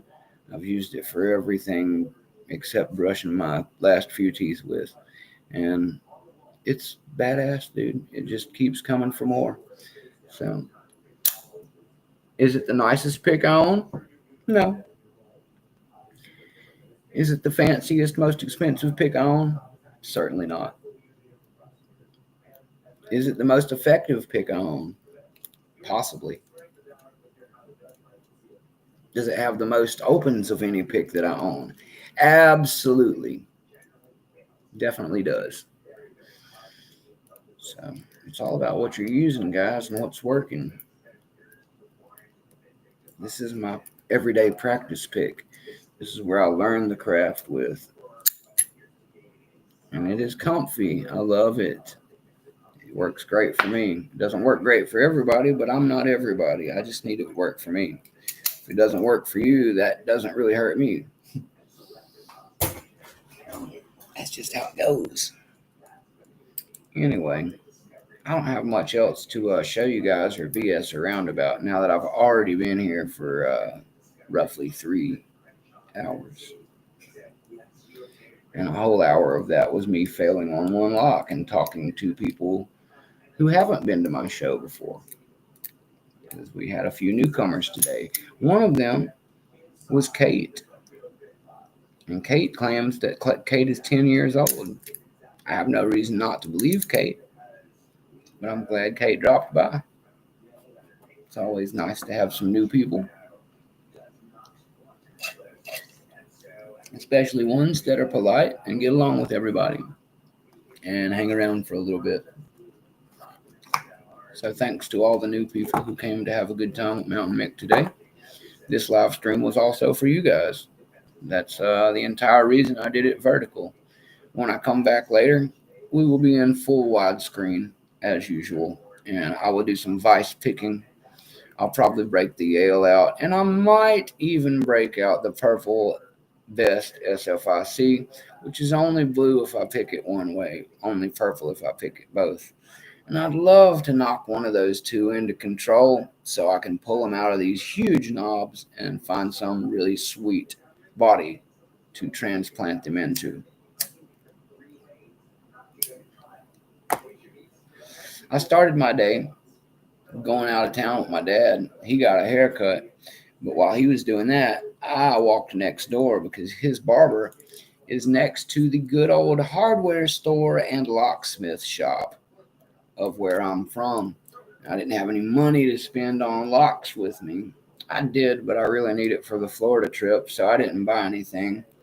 But I did take a lot of pictures and share them to my Facebook and share them to the dog pack in the lock porn section. So if you want to see some beautiful shackle bunnies, some older antique Yales, an old sleigh maker that's brass, hashtag brass lover, brass man, brass women.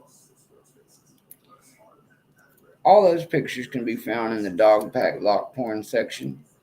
I also took a picture of what he had on his own door because I couldn't help but wonder what does a locksmith use on his shop's front door.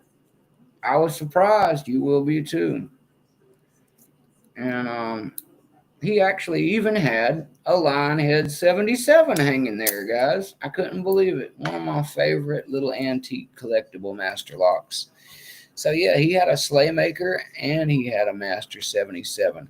Now I know these are fairly common older locks in America, but you don't just see them hanging around everywhere anymore, guys. You might have 40 or 50 years ago, but not today. So I thought it was pretty cool to see them both. And as I said, he had some old Yales and some other cool stuff hanging on the wall. And one of them, I really want to ask Brett Sucks. I want you to check this one out, Brett. Maybe you can tell me more about it. I don't know what it's used for or where it came from originally, but it's a tubular lock, but it's a huge body on it. The body is huge, like this big. I want to say it's brass, but it looked like almost like the little key that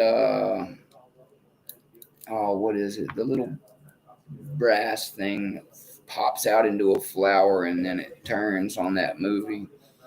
I think it's one of the Indiana Jones movies or Stargate or something. That's not the point. The point is it's a tubular lock, but the indentation on the tubular lock has little teeth around it too. So it's a really jagged edge tubular is the best way I could describe it. And it's on a lock body that I swear the actual tubular hole is about this big on, maybe nickel to quarter size, but the body of the lock was this big. It was almost like a big, cell phone block size lock. I have no idea what that lock was for or where it came from, but it looked really cool, so I took a picture of it. And I'd love to fucking hear if anybody knows anything about that. You saw that one too, Mr. Happy? I sent Mr. Happy the pictures before anybody else, guys. Mr. Happy and me like to exchange photos and whatnot throughout the day. That's why we started the Brass Man, Brass Lover, Brass Woman initiative because he is a photographer and we're both lock lovers. So we started our own lock porn area in the dog pack for all of you to add your own lock porn to and for all of us to enjoy. So I was showing him all of these locksmith pictures from next door, and I don't know what that lock's for, Mister Happy, but I thought it was really cool looking. I don't know if the key was there or not. I took a bunch of pictures of keys hanging around there, and also the hardware store next door, guys, had a ton of lock keys. Apparently, they cut keys while the locksmith's away. They share a door. So he's actually kind of like somewhat in business with the hardware store. Anyway, they had like 4 racks of keys there, guys. Everything from Ilco house doors, keys to keys for old cars, keys for Suzuki's and Kawasaki's and Honda motorcycles, and keys for John Deere's tractors.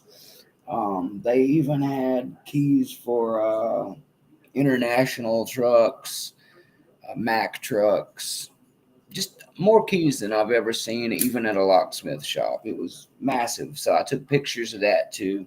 They had old Volvo and Volkswagen keys, the ones that you could just stick a fingernail file in and start. They had the keys that go in those. They had a ton of them. You should be able to find it pretty easy, Brett Sucks. It's a massive photo drop I did in the lock porn area on Dog Pack today. So I don't think you'll have much trouble finding it. Anywho, let's see here. As I said, I'm about done here for the day, guys. I've got to go get me something to eat.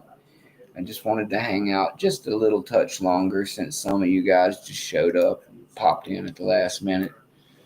I didn't want to be a tease. I thought I would let you enjoy a little Mountain Mick before I snuck out of here. So here I am. Enjoy. I won't be here much longer. Not here for a long time. Here for a good time.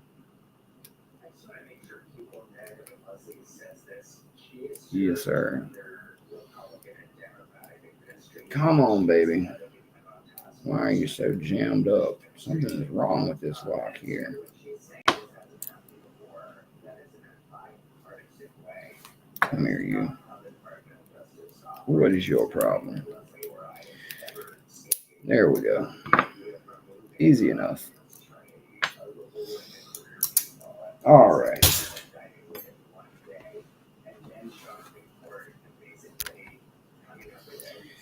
All right, guys. I am Mountain Mick. Lockpick. Blue belt for now. And as the sign that I just put back up says, I will see you all on my next live stream. Mountain Mick loves you. Thanks for coming. Thanks everybody out there for hanging around or dropping by earlier. If you were here at any point today, thank you.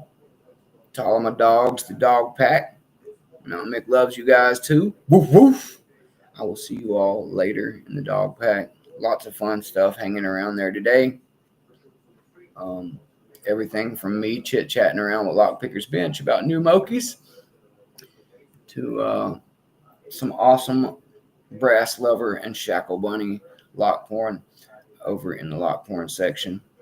My man Western Massacre Cheese Grits has got all kinds of fun going on in the challenge lock section.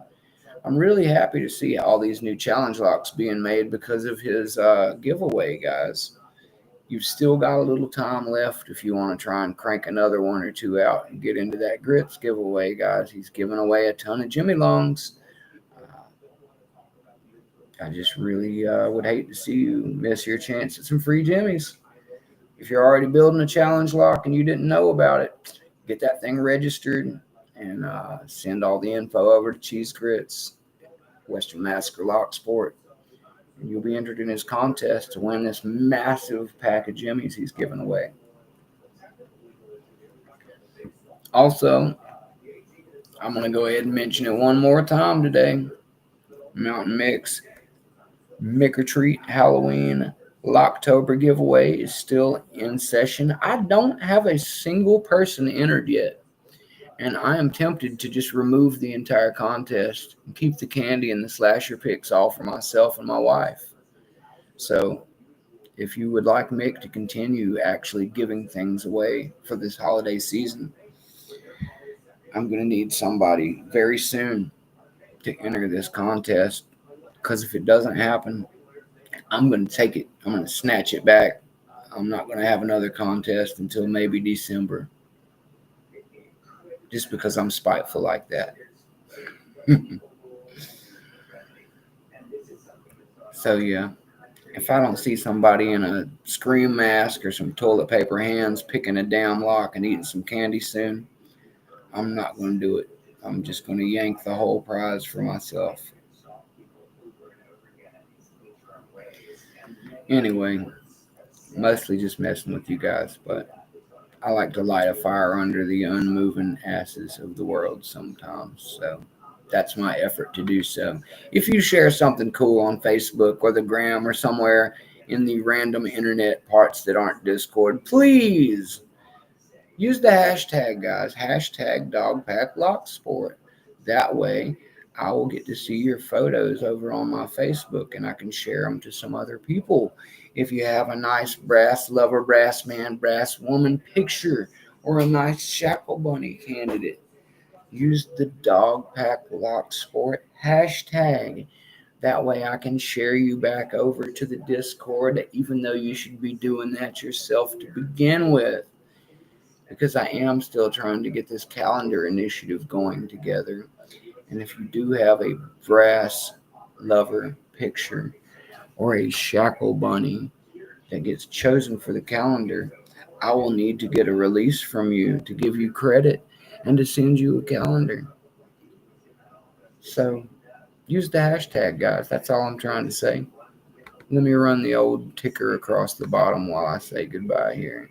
Brass man, brass woman, shackle bunny. You can even use one that says brass lover if you would prefer. You don't even have to make it gender. We can be gender neutral and just call it brass lover. It doesn't matter to me. This is about inclusive lock loving, not about what you have swinging. So get to picking, get to popping, get to snapping pictures, and let's make a really sweet calendar of beautiful locks. That's all I'm trying to do here, guys. Anyway, that's all Mountain Mix got for you today, guys. Maybe some later. Maybe I'll do a little bonus widescreen tonight. And play around with some tougher stuff. Do my usual stuff. Once I get well fed and well stoned, I might come back to hang out with you. Stop doing coke, man. I haven't done cocaine in a couple of years, but your mom was the one using all of it up last time. So I really got tired of supporting her habit. Her blowjobs aren't that good. She's more of a low end meth chick.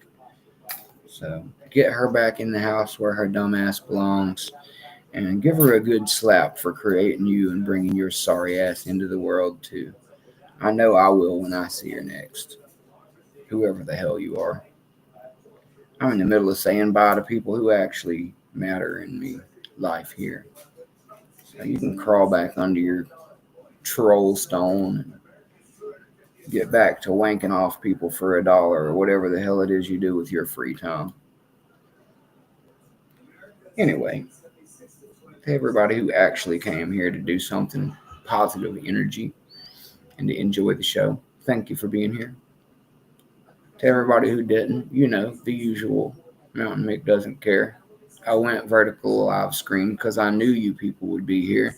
And you wasted my time. I was here for 3.5 hours and it took till the last fucking 10 seconds to get one of you riled up. Can you believe that, Brett Sucks? 3.5 hours of vertical live stream, and it took all but the last 10 seconds to get one of these assholes to crawl out from under their rock and try me today. Who hurt you? Show me on the Ninja Turtle where they touched you wrong. What went wrong? I don't even care. Me and Raph don't care. We're going to go get stoned and laugh about your ridiculous attempt at trolling me on my own channel. I'll be back later tonight. Subscribe to me so you can come bother me then. Mr. Happy, Brett Sucks. Thank you guys for coming to support me. Everybody else who's been here, I had a lovely time with you guys. And hopefully my new younger fan will not be too offended when they find out the way Mountain Mick talks to losers who come to his channel.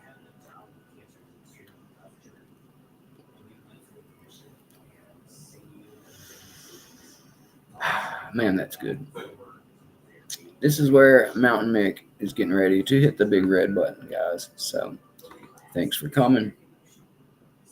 Love you all. Here's the goodbye sign again. I'll see you guys later.